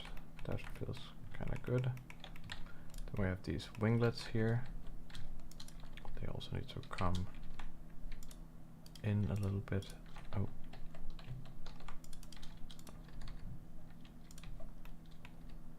Yeah, do something like that. Then I can Control L, copy modifiers. Does that work?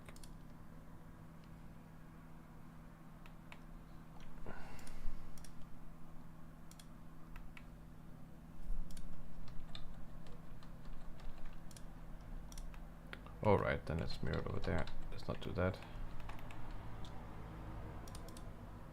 Copy modifiers. Oh, subdivision surface. Maybe here. And then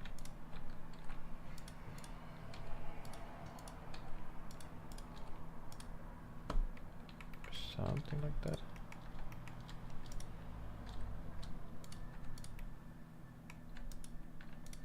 And this is just to get some kind of base shape to work with. there. Maybe like beveling this kind of stuff. Oh, that's gonna be a mess to bevel because of all the things like this. P.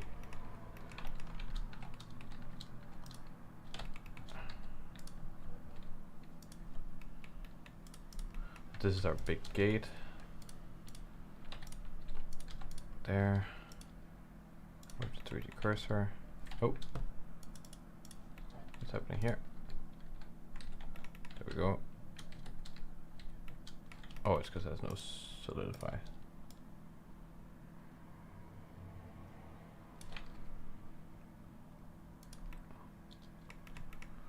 It could open like that. It's quite a lot to open. Maybe it should come back a little bit.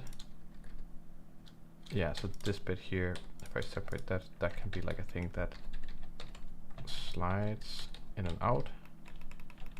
So this can be attached to this thing, and then it kind of lifts inside here.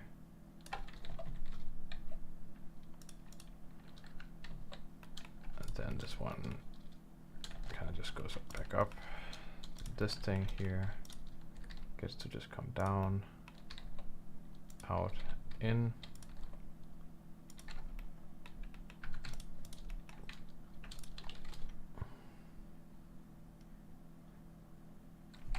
What do I want to do with this one here? Should we round it? Oh, I don't like that.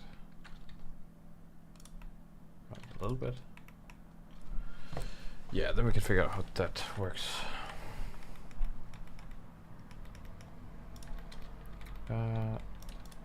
It's not.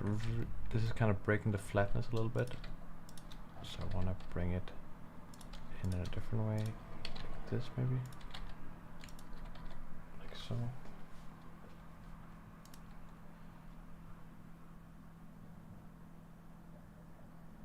Yes, the wings could definitely wings could expand with protective shield duration to protect the embarking vehicles and personal. Yeah, it could for sure. I was thinking about that, like it would use the force shield to modify the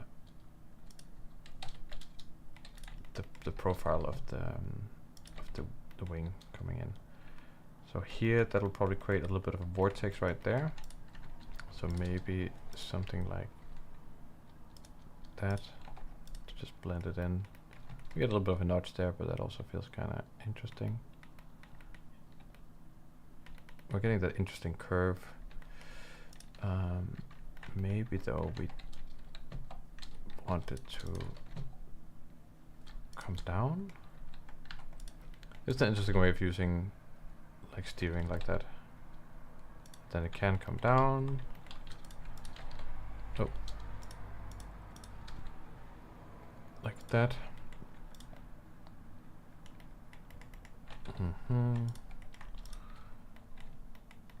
Maybe this guy needs to come up a little bit here, just so it's a bit more rotation angle. And he needs to be able to rotate underneath that thing. And that's not so good, because there's a bunch of stuff in the way there. So what if, no, then, okay, so we're gonna do something like this, where the engine is a lot smaller. Yeah, then it can rotate underneath there cleanly. Cool. We've got this thing going on. Yeah, I like the flatness, that's cool. These guys, I don't like it so much. Maybe it's... Yeah, there's something with these wing shapes that I really like. That could be cool to mimic a little bit. Like going backwards here. Maybe removing this kind of stuff, getting that angular. Yeah, I like that more.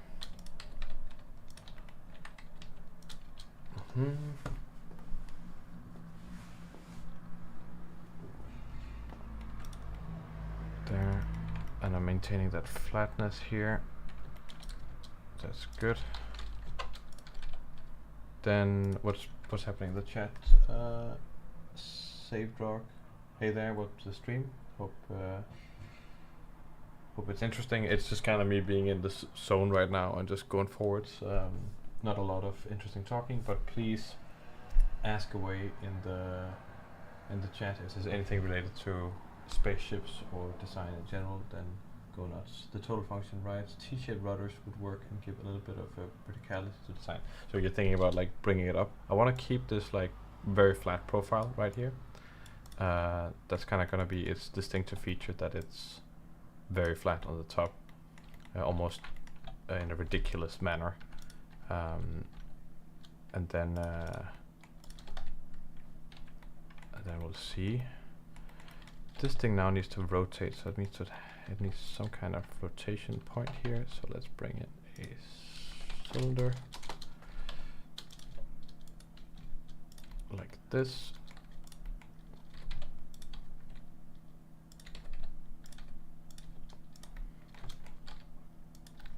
Like so, and yeah, we can just join it to that one. Then that should work. Like that. Then I kind of want, oh, should I leave it open there? And then you can have these things where we actually have a lot of space right there. So I'm gonna bring this one in all the way. Then we can do this thing where we cut into the ceiling here using a few cuts. And that's gonna be on this side. Like that. And then we kind of see the thing exposed there a little bit. That could be a cool little detail.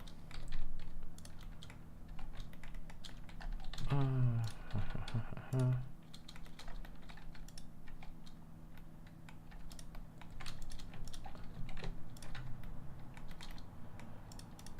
we go. And then we bring in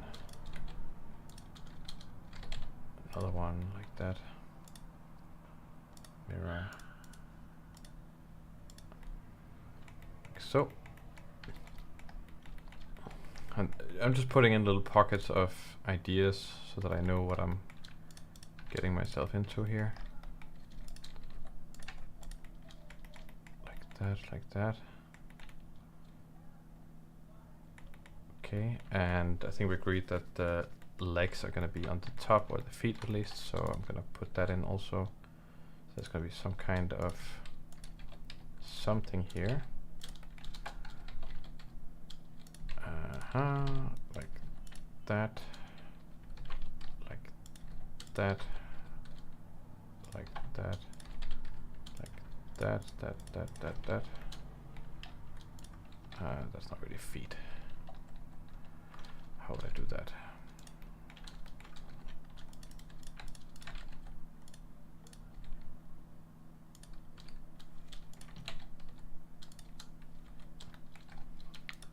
Array along this one, maybe.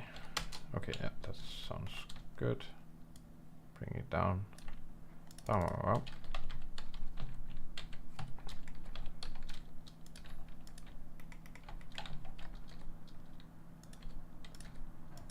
that there.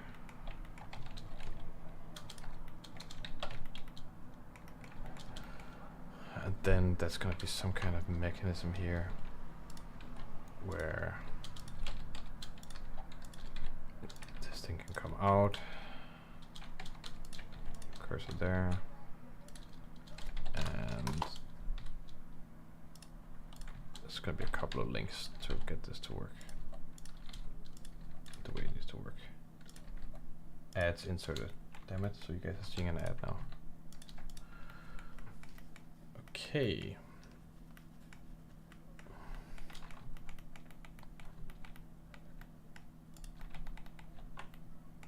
That's just for the idea. So we can bring these ones in, Control P, Cube Transform. Like that, and then something like this kind of,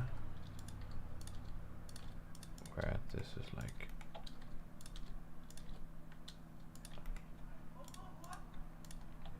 doing something like this, maybe.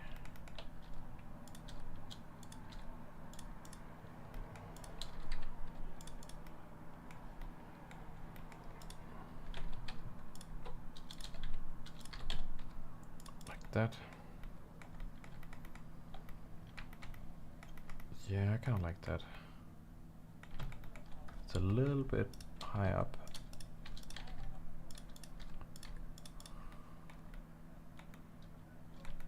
Cool.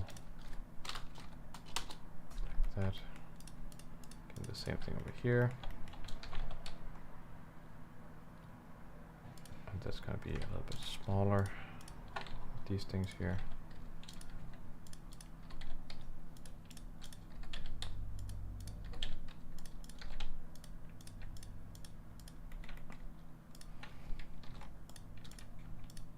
There, Control P, Q transform, nice.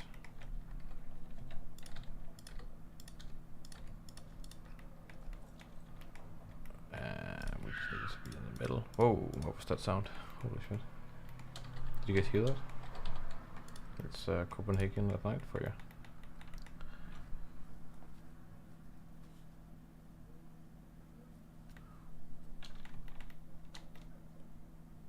Nice. Got that there.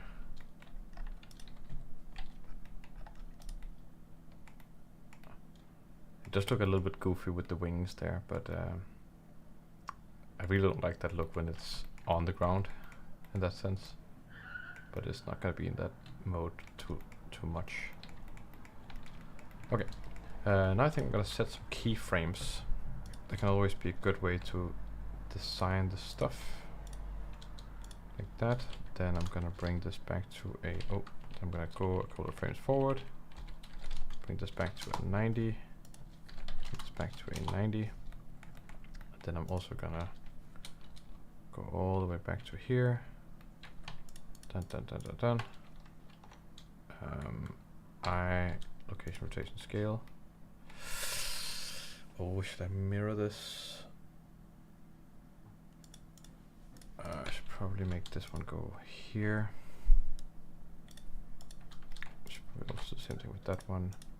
And then all these need to be mirrored.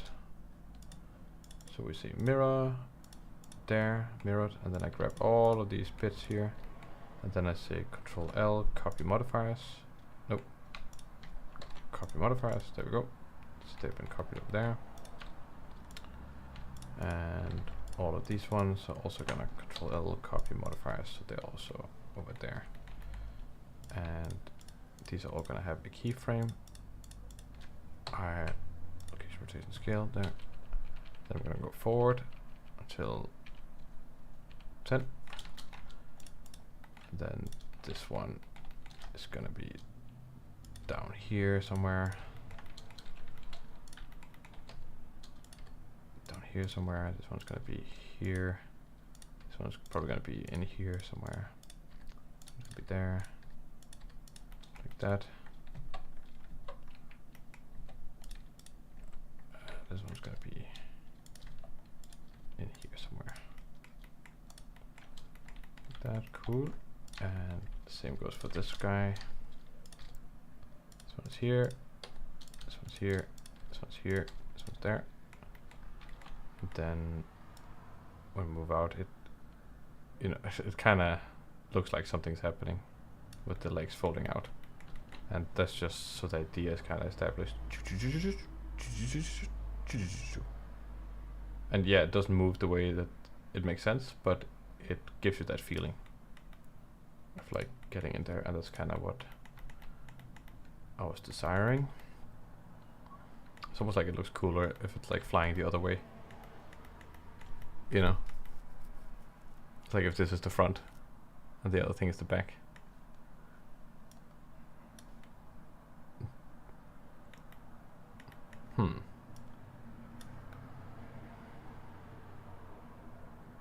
That makes it look more like a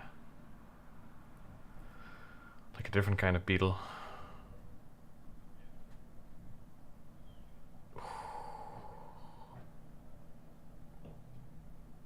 It's interesting. Like, what if it was the other way and then it would just unload from its mouth in the front? Like, we also need to get that in there. Okay, location rotation scale. Oh, we just need to put that on. That on there. that, and then view like that. Then go to 10. Set this to 0 there.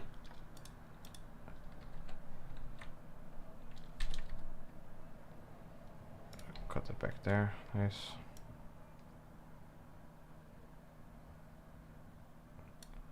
And this one, maybe it can wait a little bit before. No, actually it's the other way around. So it should go in before.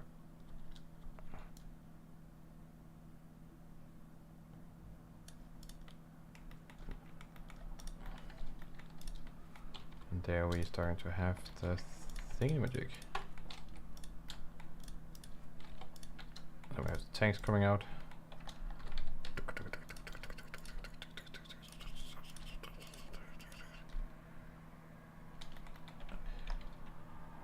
Yep, it's a little bit too wide for the thing, but the tanks will just have to deal with that. Oh, flipping it around.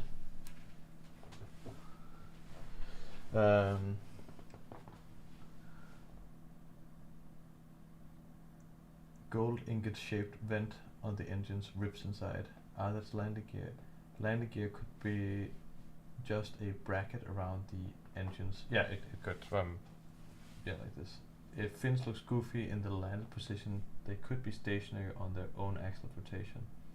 Flying another way, that's cause the back engines are bigger, like front legs on the annual. Yeah, exactly. Exactly. It's I'm just looking at that, and maybe it just has a more interesting feeling if it's going that way, and especially for the aerodynamic purposes, it would be a little bit not.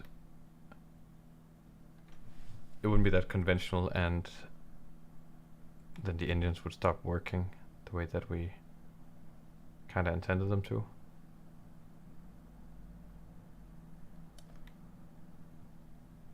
Unless the engines rotate the other way around. So I kind of like this look has a, it's like, and then if there's a cockpit here. Oh, if there's a cockpit here, like a hammerhead.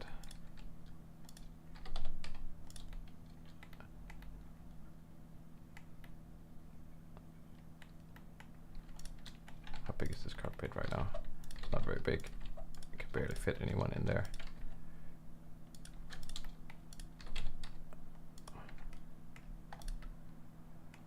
And then it's flying that way. Kind of looks like a thing with sunglasses on.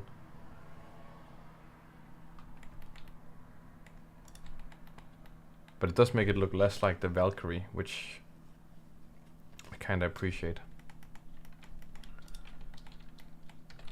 The problem is these guys.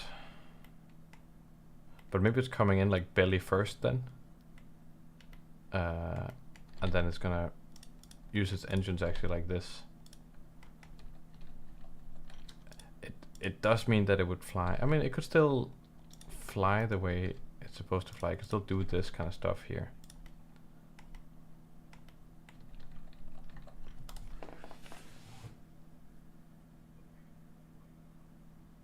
Yeah, no, that's also a thing. Back now, it could also just rotate the tip or something like that. But I do kind of like this look. I just think flying this way is just, it's kind of interesting.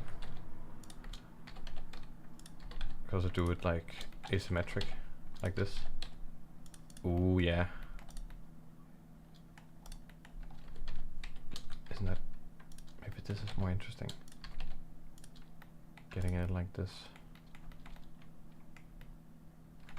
And then it comes in like this on its belly like that. And yeah, sure, there's a gate there, but then this gate could all be all burned, and then the burning surface kind of, it goes down, and then it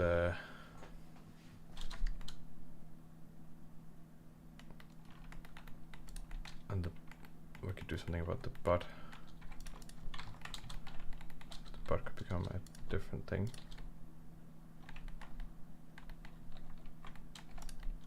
kind of liking, I'm just liking this thing right now. And then it opens its mouth in the front. Yeah, this is better. It's going this way. This is no longer the cockpit. Yeah. And then it comes in like, okay, I'm totally, this is great. Exactly the kind of stuff we needed to do. This new collection, dropship. There we go.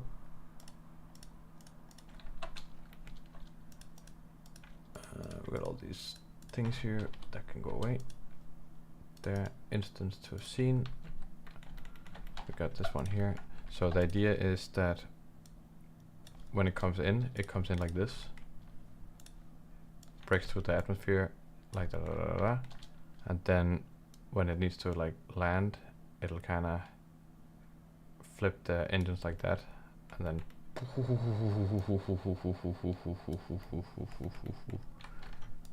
yeah, I mean that's kind of cool. It makes it feel a lot more unique, I think, and it gets these cool shoulder pads going up, where if it's the other way around, it just looks like something with a high ass.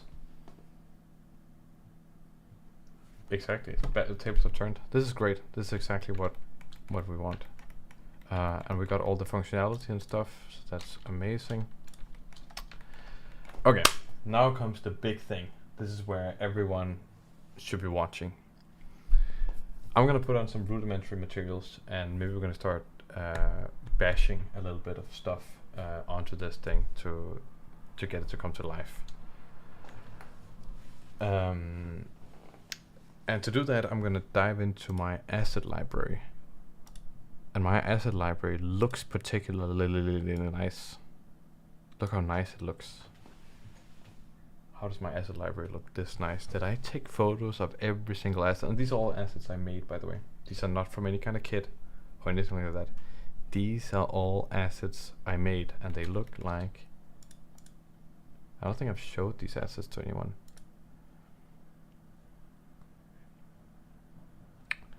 And they look kind of like, you know, I got like a door like this here. I got like a thingy like this. I got a cool engine like this. I got a like a vent like this. I got a box like that. I don't know what this is. That's a thing. I got a radar thing like that. I got a little turret. Got a gun. All kinds of things, right? And this thing here. So, where did these assets come from? So I made them, and why did they look so nice? Well, it's because I created an add-on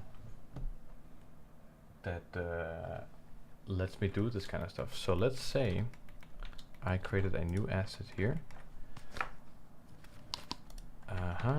Let's create a new little asset, and we're gonna make it super simple like this here.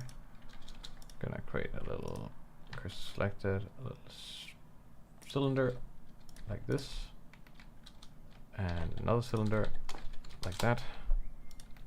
Then we're gonna give it a bevel modifier, shade smooth, auto shade, and then I'm gonna give it a little material. I have a few materials. I don't have that many materials yet, but we're gonna give it like this material here. We're gonna cube project like that. Maybe just bring this in here. Then we're gonna give this a golden ring. Assign, oh, wrong. Assign. Drag on the gold here. Become gold, become gold, become gold. There's the gold. Then maybe this thing gets a different material. It's gonna become this material here. That's fine. So here we have a little asset, right? I'm gonna call this the bling blong. This is the bling blong. Now I want to add it to my asset library, right? The problem is that I could add, if you know how Blender's asset browser works and stuff, I could add this in this file and mark it as an asset like so. Say mark as asset, and now it's an asset in this file, right? So if I go current file, then now it is an asset that I can reuse and stuff. The thing is that then I have to save this blend file somewhere in relationship to the asset library, which I rarely do. Instead, I have this little add-on that lets you add files, objects to other files. So I'm gonna use auto library, and then I'm gonna select that file, which is gonna be somewhere in my folder structure. Where is that gonna be? It's gonna be on a Blender assets, sci-fi. Probably gonna be in Crit Sci-Fi Kit right there. So I'm gonna select this blend file where I know all the other assets are in. Say accept. And then I'm gonna say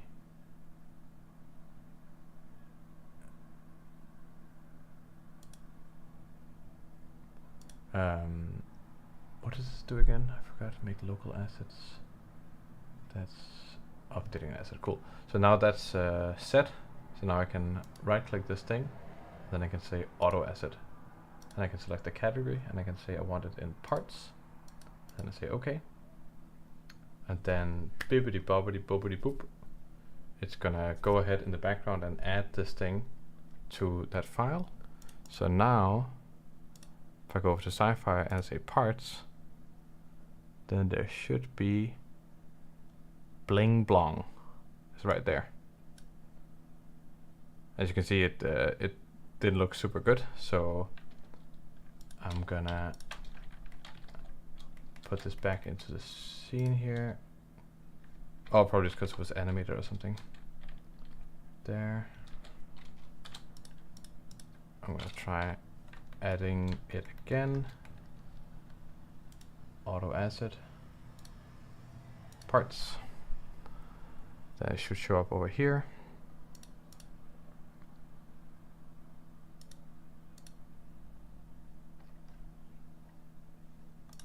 Why is it not creating is it flipped or something?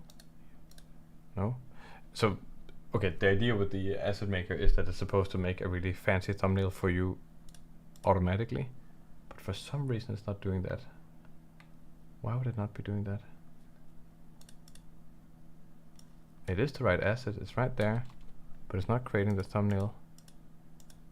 Maybe something's wrong with it. Any case, it's supposed to do that. I wonder if I do it with this guy here. And I just say auto asset on this thing. Parts, sure. Would that work?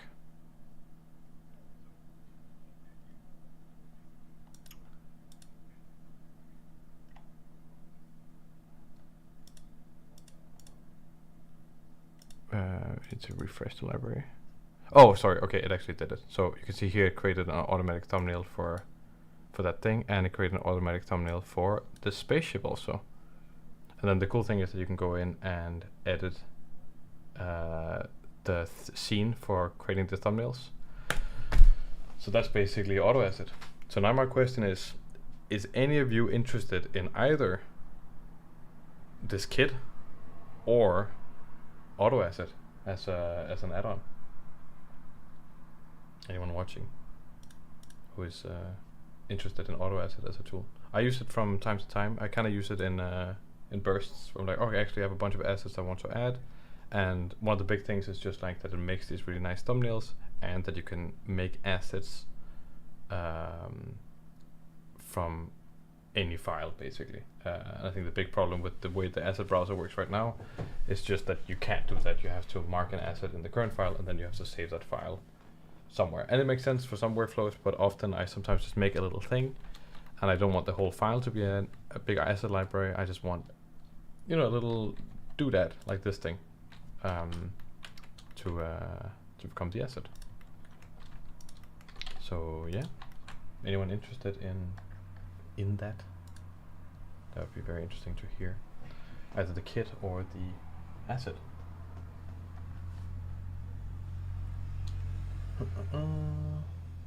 Okay, let's continue on the ship here. The cool thing is that now we can add some materials to everything. And I have some materials in my asset library, which are good when working in cycles, because they are doing all kinds of fancy stuff. So if I go over here, then I probably need a lamp, like a sunlight. There we go. Do we have a lamp already? The light there, we don't need that. I'm just gonna get a sunlight here. Like that. Then I'm gonna use this thing called colored plating.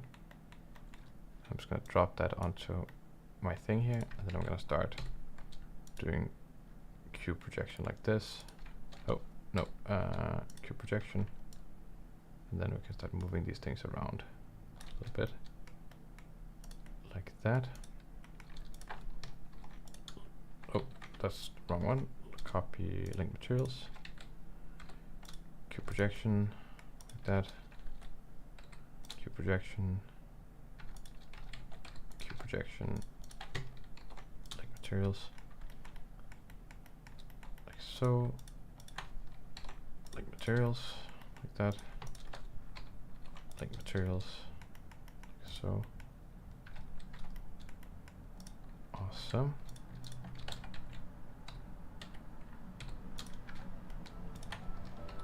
Link materials, like that. Whoa, that looks kind of fancy. Look at that.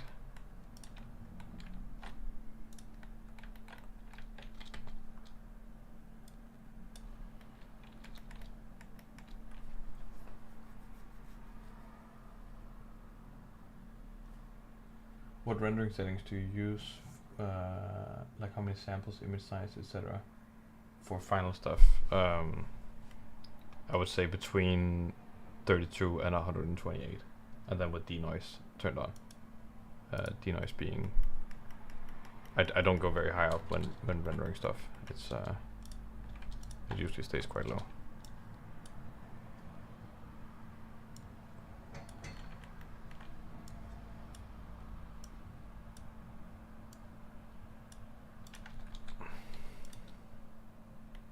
Cool.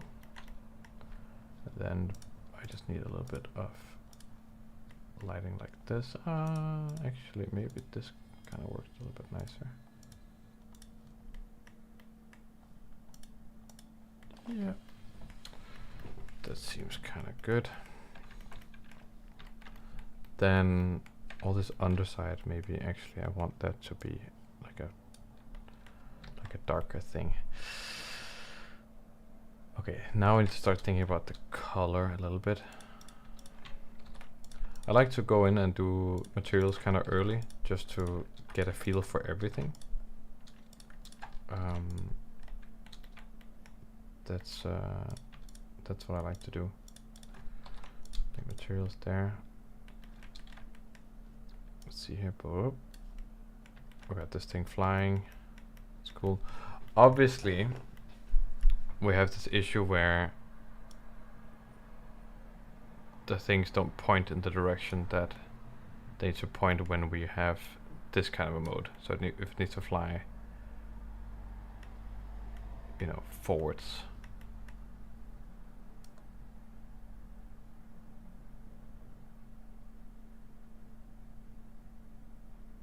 Right, but then the idea is that maybe it can just go all the way around. So if this thing goes 180,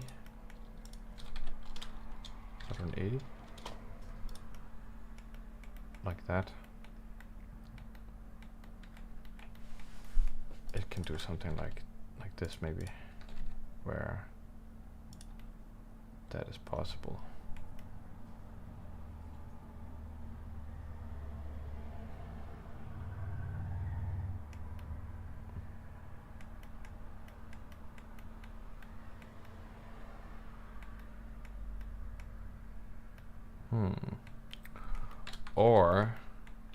Or that's what this thing is. This is a giant engine.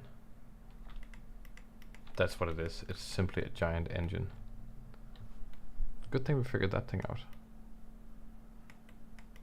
Okay, nice. Okay, let's just adjust the overall color here.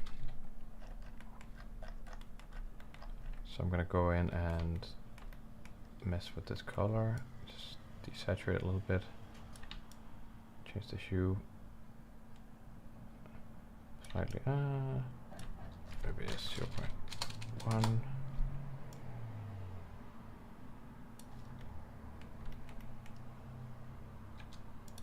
Saturation 0.3.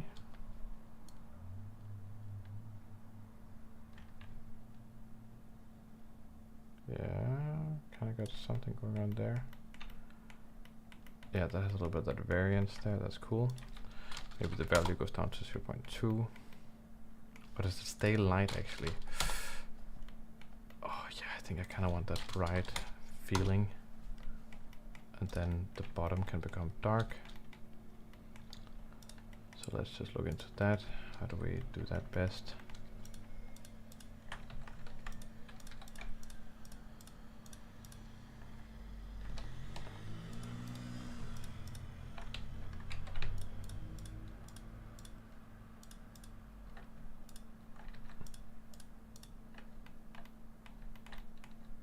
So we just go in and select some surfaces here and there.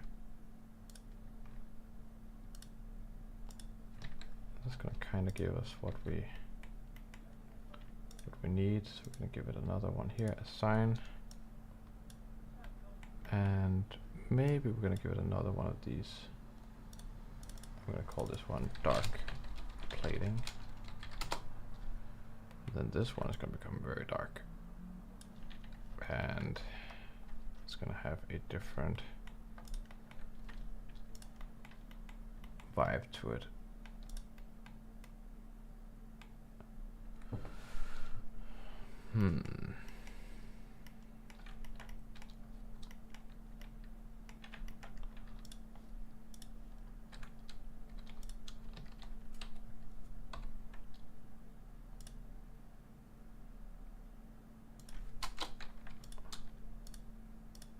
Assign. Then we get this like cut between the two. Let's see what we can do lighting wise here. Maybe this thing is just a bit too intense.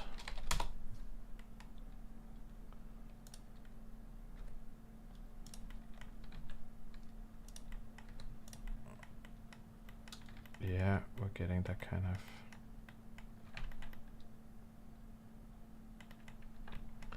Then this whole rail system, it kind of looks cool with the guy on top of it. It looks like he's doing some maintenance or something. It helps me keep the scale, so that's good. Then this cockpit here can be all kinds of things, but let's start by making it merge by distance. There we go. Start by doing this, that.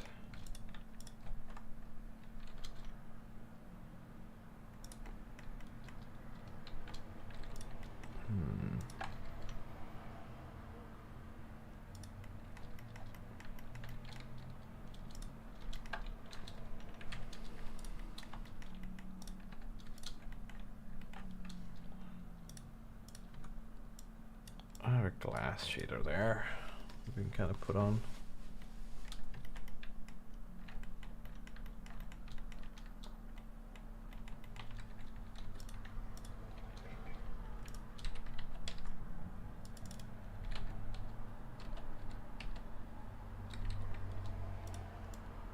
Like that.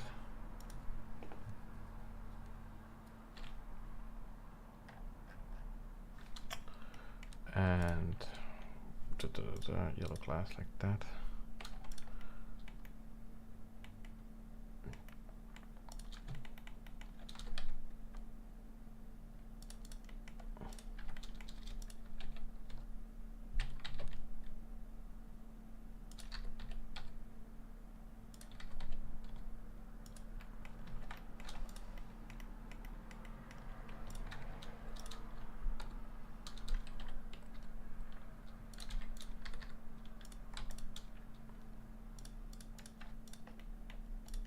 And I'm still blocking things out. I'm just getting the idea for this thing here. And then if I wanted this to become a real model, then I would definitely be being very more neat about everything, right? But right now we're in the process of just getting a feel for everything. So I think this back thing here, that's going to become the it's actually just going to become a big engine for shooting it forwards, and there we can start bashing it a little bit. And I actually have a couple of engines here that looks like this that I could use. And we could put them together in a little bit of an enclosure. And as soon as you start kitting in things like this, then it totally changes the game. Maybe it should just be like they should form the base like that.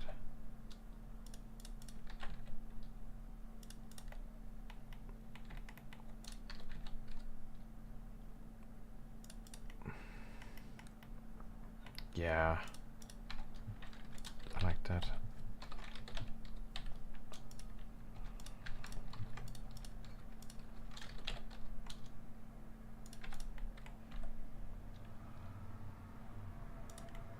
Oh.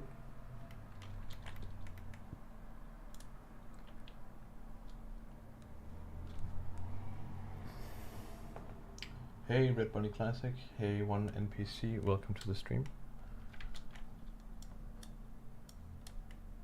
Okay, so we're doing that there. Yeah, this is not bad at all. Now we just gotta get those things looking a little bit nicer here. So this one's called colored plating. Let's call it gray. Gray plating. Gray. Color plating. Oh, there's a lot of color plating. Link materials. Oh, other way around. Link materials like that. Then we got a bit of bashing like that happening. Then maybe going to the timeline. Just so they're obviously flipping the wrong way. But I think we can manage. The question is that the right look for it there?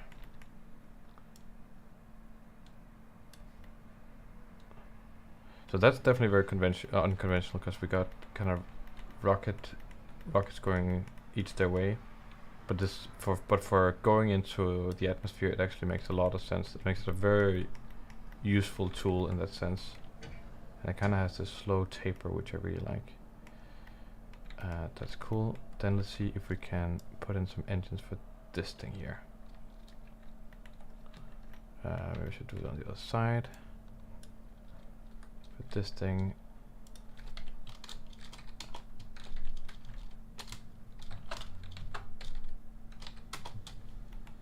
Like this.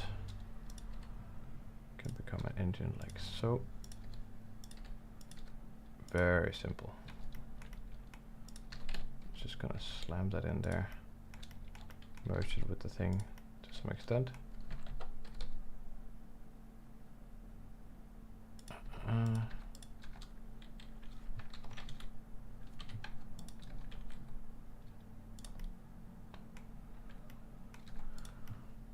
Then link materials.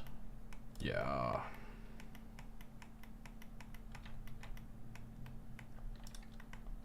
Then maybe this one.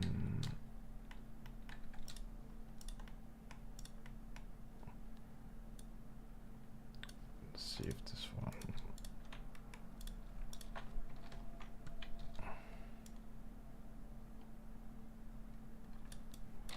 They wouldn't flip around then. They would just be there. Yeah, that's very unconventional. Like, it literally has rocket engines going the wrong way. Right, but this does mean that in a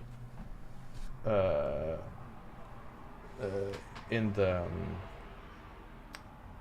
in like a maneuverable firefight kind of thing, then it could very quickly like break and stuff like that from the side. But it does seem counterproductive. But it could get off the ground quite fast also, because it can do this right. So it can start just and then giving it that. That's kind of awesome. I don't know what this one should do here, but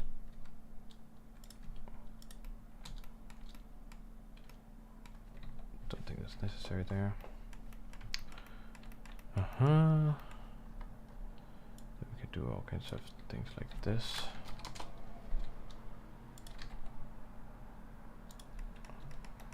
Oh. And we're gonna have there.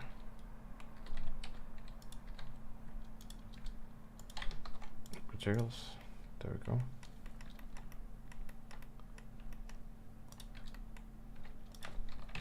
And all these materials that I have here, they kind of interact with each other in somewhat nice ways.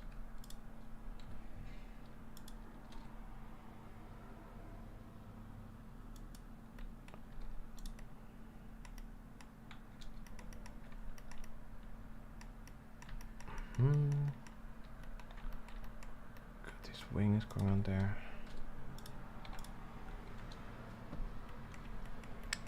Let's see here, what do we have on this one?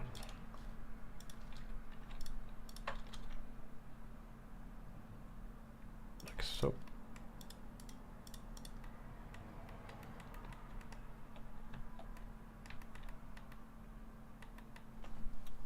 And we're just going here. Damn, time is just flying. We're already nearing the 3rd hour and we've gotten this far. I do feel like we got a ship though. Like we definitely got an idea for a ship settled down here. Oh, we need to.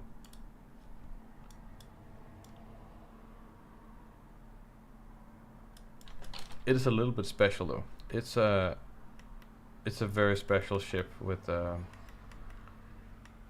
rockets going both ways. Many would say that that's pretty inefficient, but we say that no.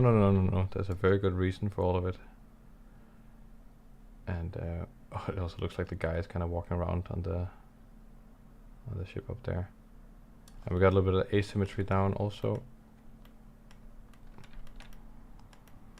It has a cool profile, like from the top. I dig that a lot.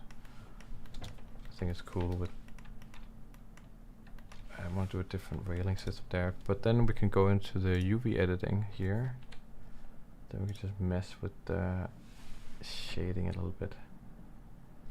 That usually works quite nicely. Go over here, just do that, and then start playing around with this here. Then if you got a good texture, then you can get some really nice natural stuff. Yeah, actually that works pretty nicely. What do we have going on here? Can we get maybe something that... Ooh, we get these like lines there. Maybe those lines are better somewhere else.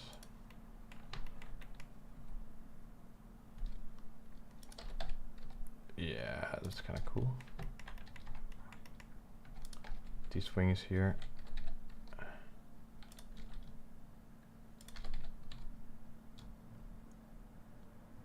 Maybe just all blue like that.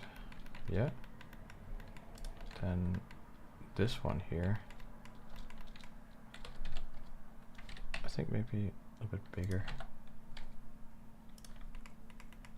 It's kind of hard to see this one though.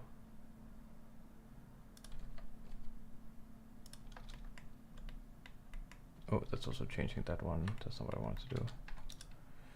Then I go over here and I say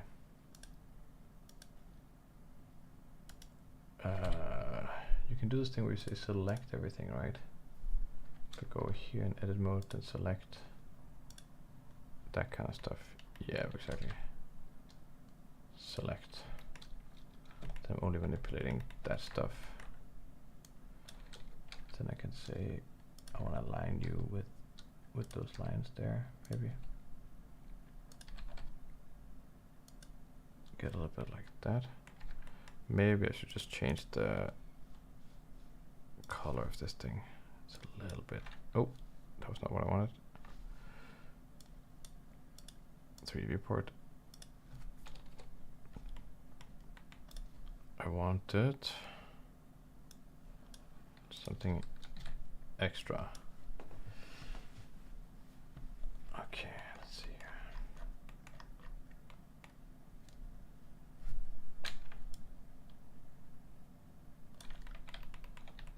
Like that, or maybe just saturation all the way down.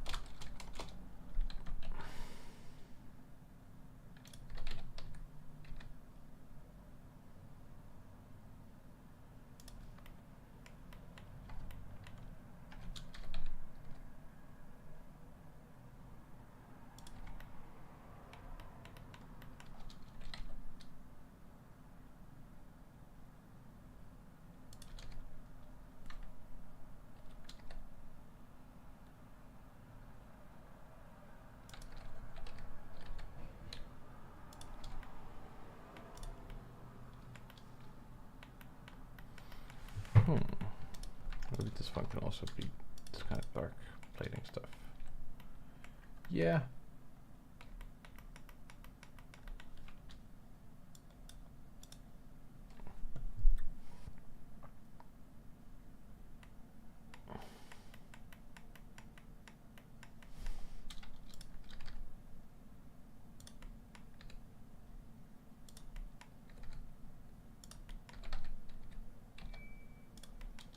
Let's see here. I'm just being very quiet right now. I'm just totally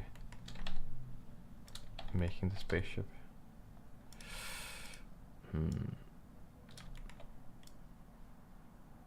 Let's give this a little bit more light here, so we can see what the hell is going on. We have that thing happening. We are unfolding them to go down like this. It pukes out in the front. The engines are there. The engines are doing that. Engines are rotating.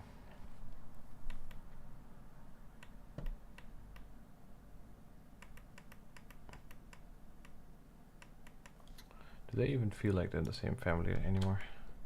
I mean, obviously they have slightly different colors, but beyond that, if these ones kind of got blank material. Ooh, that also looks pretty cool.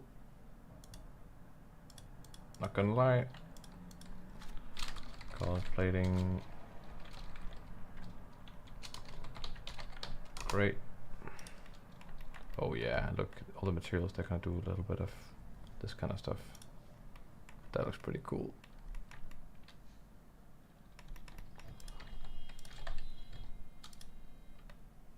And then if that one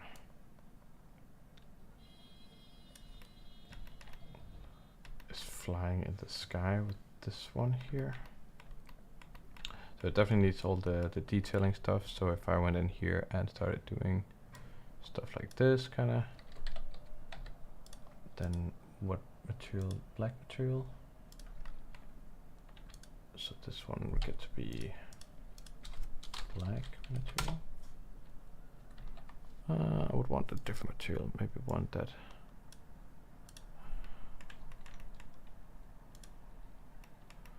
then parts, because kind of on the top we can do whatever. We can also give it some turrets.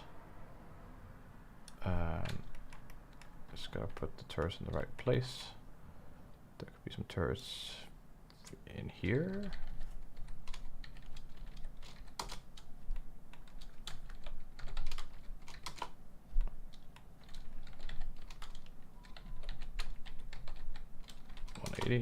Like that.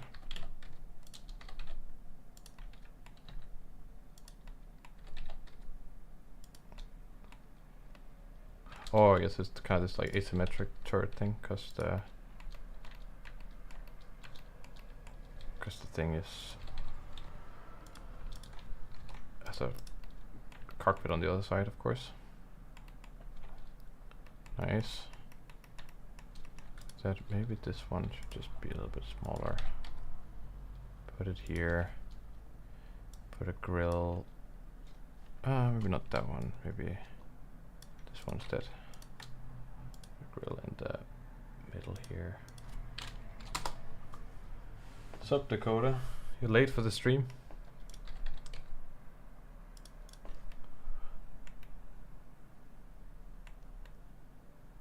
And dun. This thing is annoying me. That should go away. Yeah.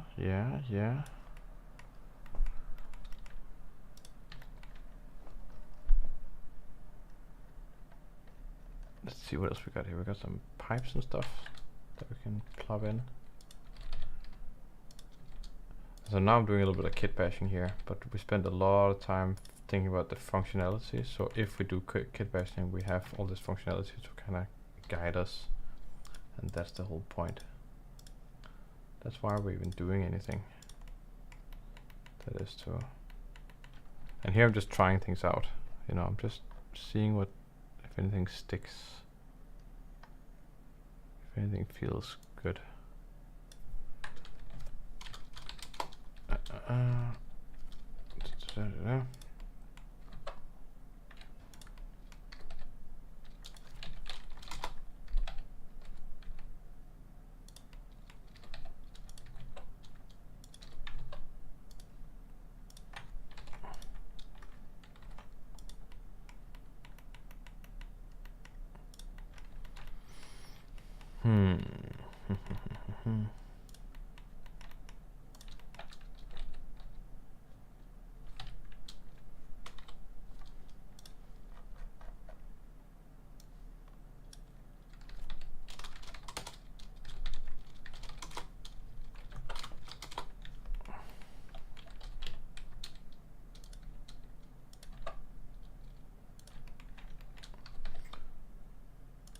There we go. Putting that into that thing.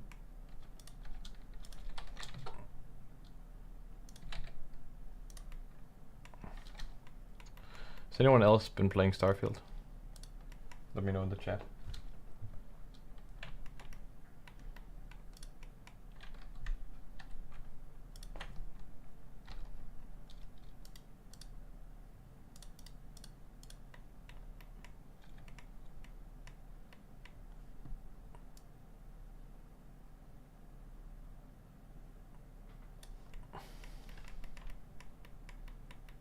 It really looks like it's flying that way though.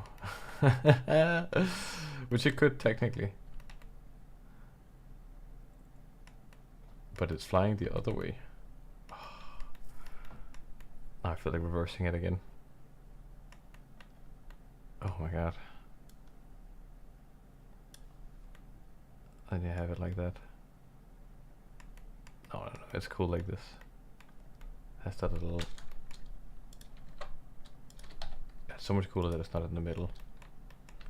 It's over there, doing its thing.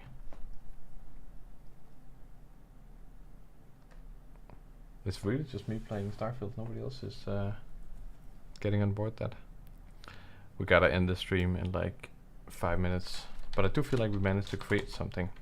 Possibly not the most exciting stream, but hopefully you got to follow along and to see how I kind of do this in real time. And it's obviously super difficult to make a like a fully fledged asset in this short of a time, but we did manage to create an idea and start fleshing that out.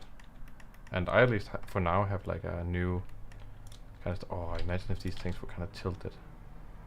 That'd be cool if they could be tilted also. It's a very, like, I think Sarcadia, is that was Sarcadia, sorry.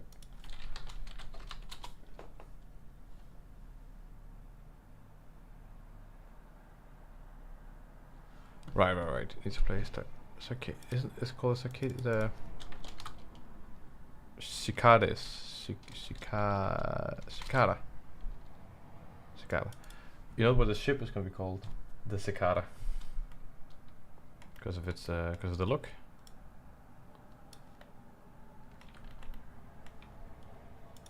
This is baller. Actually, I kind of like this ship here.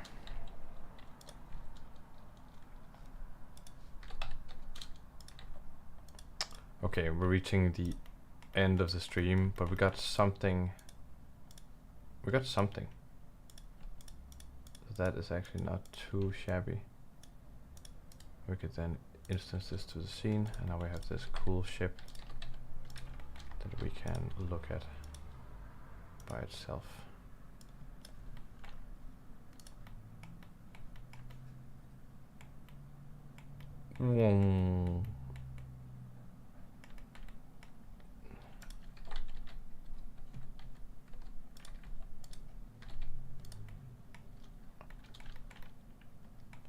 Yeah, this has a look.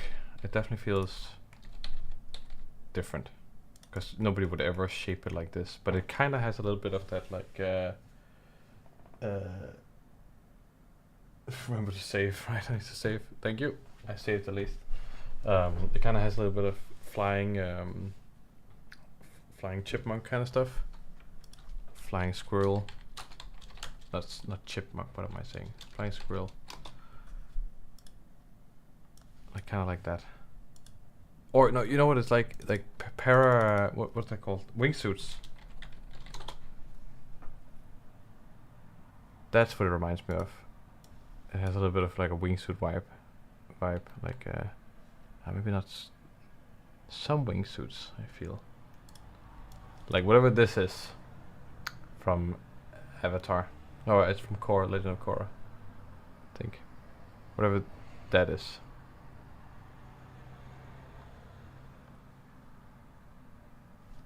That's the vibe. Then it drops down.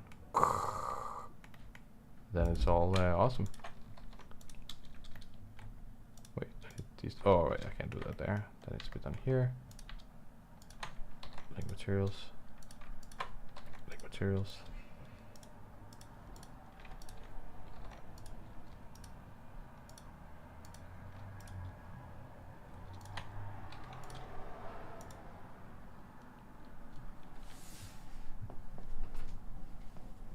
Hi Johannes, hopefully I dig the backwards direction.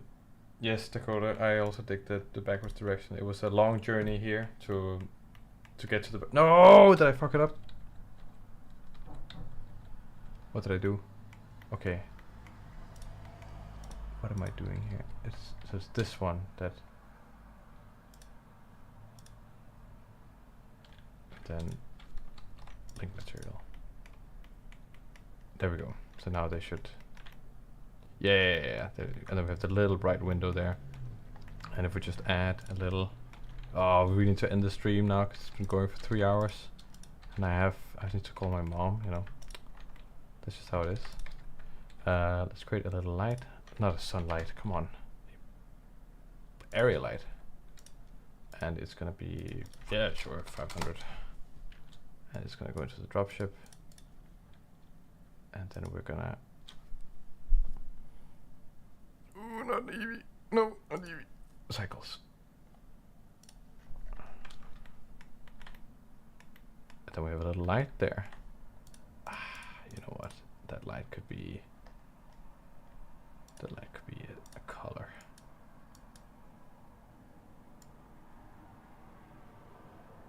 Like a yellowy color there. And then we get that vibe there. And then they can land. Kind of coming down for their landing. Like that, opening their mouths. Then they can boost it out the back. Let's create the boost out the back here. How we do that quickly? Do something. that.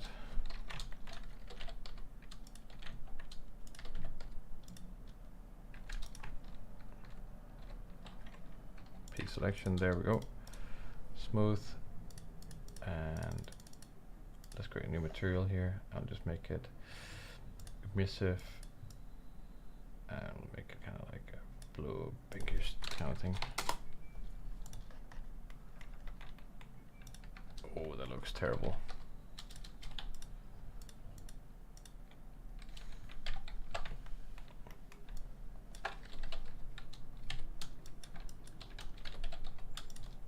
There we go. And we need to do tax tips. What's the tax evasion tips? Move to a different planet. There you go. You know, just move to the moon. Pretty sure they don't have taxes on the moon. And how are they gonna get you? You're on the moon. That's the tax evasion tips. You just take a Cicada spaceship to the moon, and then you're, yeah. This is kind of dope. I kind of like it. This is not bad at all. Actually, for the longest time I thought it was going to be completely horrendous, but it turned out to have a flavor. Oh, look at this foot going down. And we can move the sun around to get some different angles.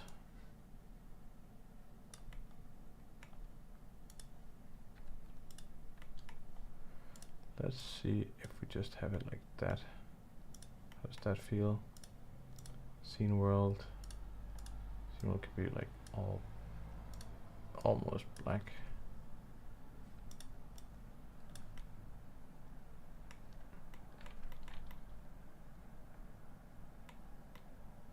Yeah, this can work. This ship here, it ended up looking kind of cool also.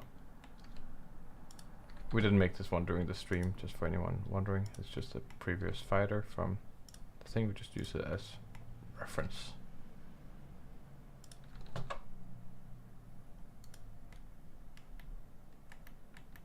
Yeah, this is awesome. I think that was all principal volume for burst. I mean, right, so damn, I'm so tired. My brain is so squashed from designing and trying to read and think at the same time. But I actually think we did something that looked kind of cool. I'm kind of pleased with this. This is a good piece of design, actually. I'm excited about this. It's a little bit nonsensical with the way that the things rotate, but we found a cool solution for it. It'd be great to know what you guys would like to see the next time. It's kind of open. We can talk about lots of things. I think that's what we're gonna do in the last 5 minutes. Is just shoot suggestions for what we could do in the coming streams. There's been talks about like illustration versus design versus like being an artist, all kinds of things. So let me know what you think could be cool.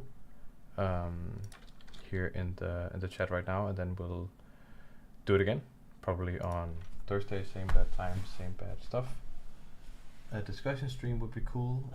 Let me know what kind of topics you'd be into. We can also do more stuff like this, where we're making a spaceship, but I feel like I'm interacting a little bit less with you guys because I'm just kind of working and then you're seeing, and that's also fine. We can do more of these things. It's a little bit more of maybe me just turning my head off, my brain off, and then this is just kind of happening. Illustration versus design versus artist.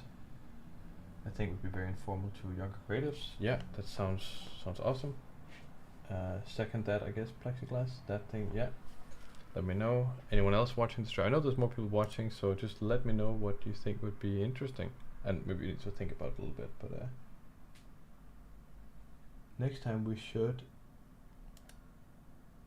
I can never see there's always this like heart symbol in front of everything on the chat. I can never see what's actually being written. It's so annoying. How do I do that? This actually turned out kind of cool. This cicada. Kind of want to put numbers on it. I think that'd be cool. how does this even fit into the bigger ones? It'll work. It'll work out. Cityscapes in GeoNotes. Oh my god. Oh no. Actually, I haven't looked into GeoNotes that much yet. It's I've been meaning to get around to it. Stare at GeoNotes. I don't think I'm gonna be doing GeoNotes. It's just gonna be too technical, and I'm not gonna be able to talk. There are some good videos there. Oh, watching at mobile data, great. Yeah. I'm sorry about that. We can do discussions, we can make something, we can do whatever. I'm gonna end the stream in roughly 2 minutes. So if you have any kind of ideas, just let me know right now, or let me know in the comments if you made it this far, not in the live version of the show. You might be watching this after, so who knows. Industrial Mars. There are some okay videos. Yeah, maybe that's true. Isn't there, like, for cityscapes or just for like making houses? There's the BlenderCon talk from that guy. He doesn't actually show how he's doing anything, but what was that talk? BlenderCon concept art.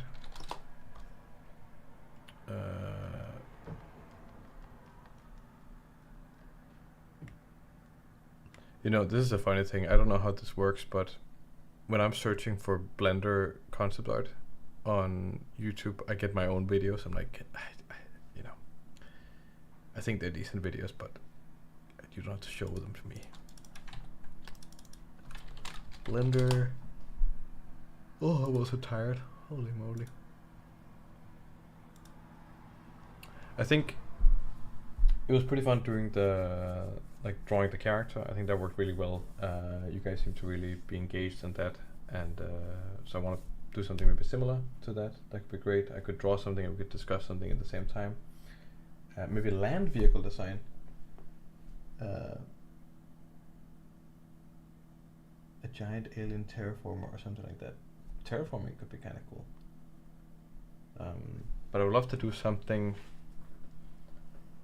where we could have a discussion going on. Oh my god. Where we can have a discussion going on at the same time. This was fun, but it's also quite technical, so it was hard for me to answer questions, and I think also for questions to be answered.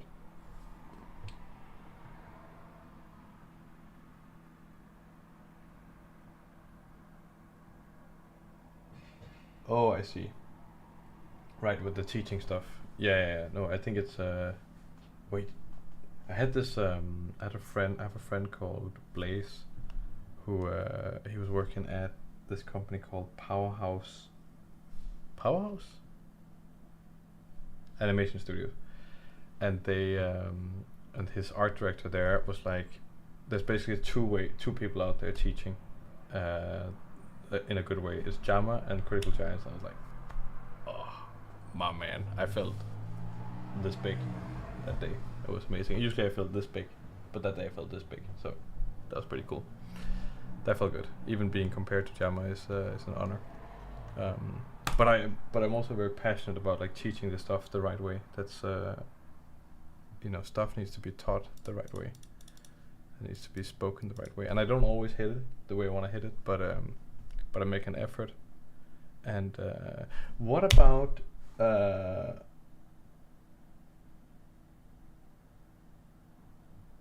how did the name Critical Giants come about? I think giants are cool. That's kind of the first thing. So it's like, oh, maybe something with giants, because giants are cool. It sounds like big. And then critical made it sound serious. So like, Critical Giants. I think it was something like that. There was no good way of, like, it was actually related just to my freelance business. So I was just Critical Giants, and I think it was kind of looking forward a little bit. Then, like, okay, if it was a group of us, then we would be the Critical Giants, and it's not the best name, but you know, now you have it, so it sticks. It's more like Critical Aliens now. Yeah, yeah. But I used to draw a lot of giants just as like a free time thing.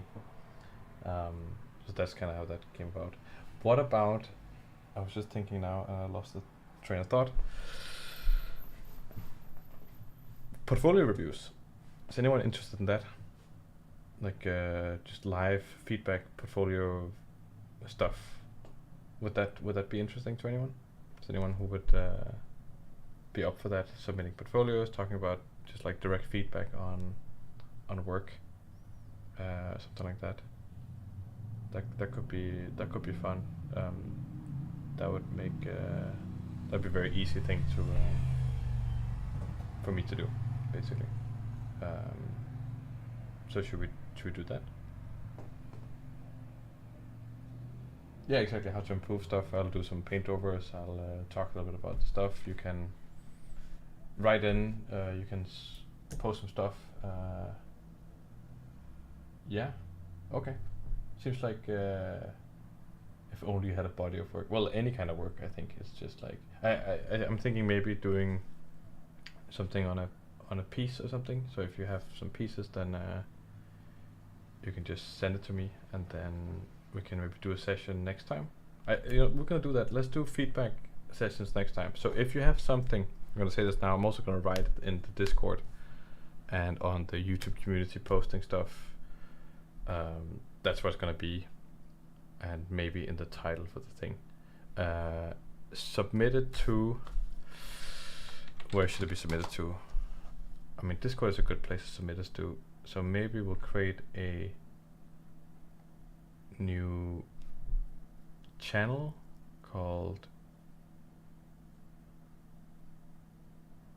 how should we do this? Stream feedback.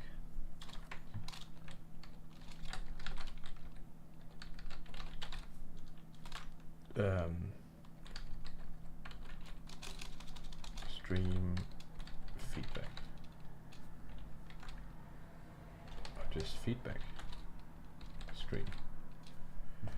It'll be called feedback stream.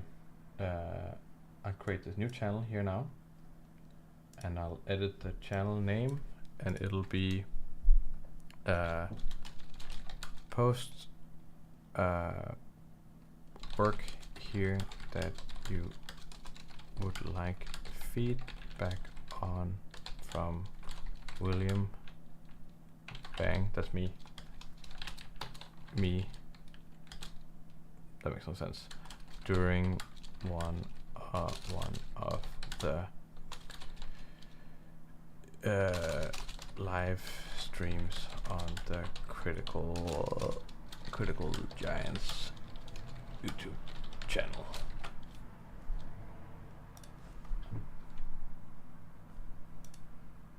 There we go. Feedback stream. Giant reviews. Oh my god, you guys have way better names. Giant review. Feedback stream. That just sounds stupid now. Like crit reviews. Yeah? Should we call it that? Crit reviews? Critical reviews. Giant reviews. Or should it be feedback? Crit feedback. Critical feedback. I don't know which one it is you like. Damn it, I have critical feedback. It's gonna be called critical feedback. You probably liked one before that was nicer, but this is the one, critical feedback. I don't know how to put an icon on the thing. Somebody else will know how to do that. I'll figure that out one day. But that's basically crit reviews. It's critical feedback now. Damn it. So you can post your stuff in there, and then next time I will take a look at some of the stuff. Critback. Critback. No, critical feedback. It's then everyone knows what's going on. And critback is pretty good though. I like that one. Critback. It sounds like something it's like a special move in a game or something, or not a special move, but if you get like 5 kills in a row, that's like critback. But it's more like somebody just killed you, you respawn, and then you hit someone in the head into a critical, and then you kill them. It's like that's a critback.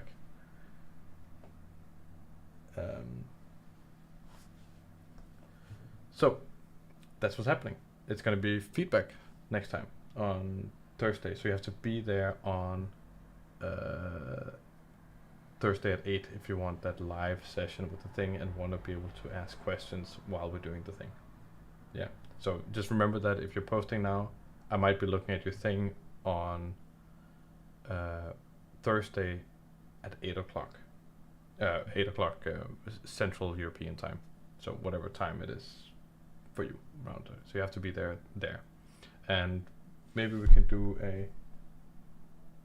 do you want a specific platform? Post it on Discord. Is that what you mean by platform, or do you mean media? Do you want a specific platform, or is any platform okay? You mean, is it like you're posting your work? Or you just want to post your entire portfolio, or?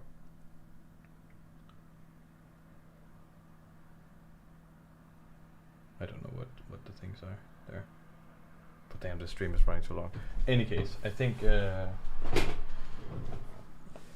gonna write some. Maybe we should write a little post on Discord about what you guys should post. So critical feedback. I mean, do you want our portfolio, Behance, Instagram, ArtStation? So I don't want a whole portfolio because I'm not going to be able to look through that. That's like portfolio review, and that'll take longer. What I would like is just like a piece of work, like a piece that you're working on, or something like that. I would love to do a whole portfolio review, but that would take a long time for doing everyone, because I would rather really go in depth with doing a portfolio review. That usually just takes me 3 hours to do, because I want to do it right rather than just.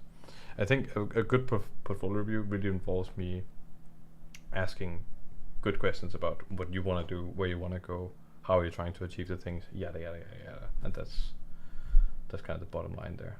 So yeah, so let's do single pieces of work. Info to all. Post individual works, not whole portfolios. One piece. You can post multiple works. I will only look at one work. One piece of work though. Unless your work is part of a series. So what I mean by that is that, for example, I have, oh, that's not what I want to do. I have I have something there. So this thing, for example, is 5 images strung together, and they kind of have they're bound together basically. So that this counts as one piece of work. And if you want to post it to an ArtStation link, or if you just want to post it directly into the thing, that's also fine. But don't post this and then also this. Then I would only pick one of them, and I would pick the easier one to do the simpler one. So just be clever about what you post. Okay, makes sense. That could be super fun. Then and also I'm gonna try to not be mega harsh on the thing because everyone's watching, but I'm also gonna be somewhat blunt because I want to keep real good feedback. Right? That's gonna be the end of the stream, everyone. Thank you all for watching. I hope it was somewhat enjoyable. I know everyone couldn't make it exactly on time, but you can always rewatch the stuff. It's mostly just building a website.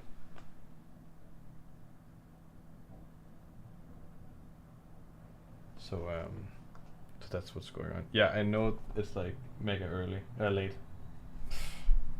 I mean, I don't have a 9 to 5 job or anything like that. I'm just at home being me. So I can do whatever. Any case, thank you guys for watching, and see you in the next one.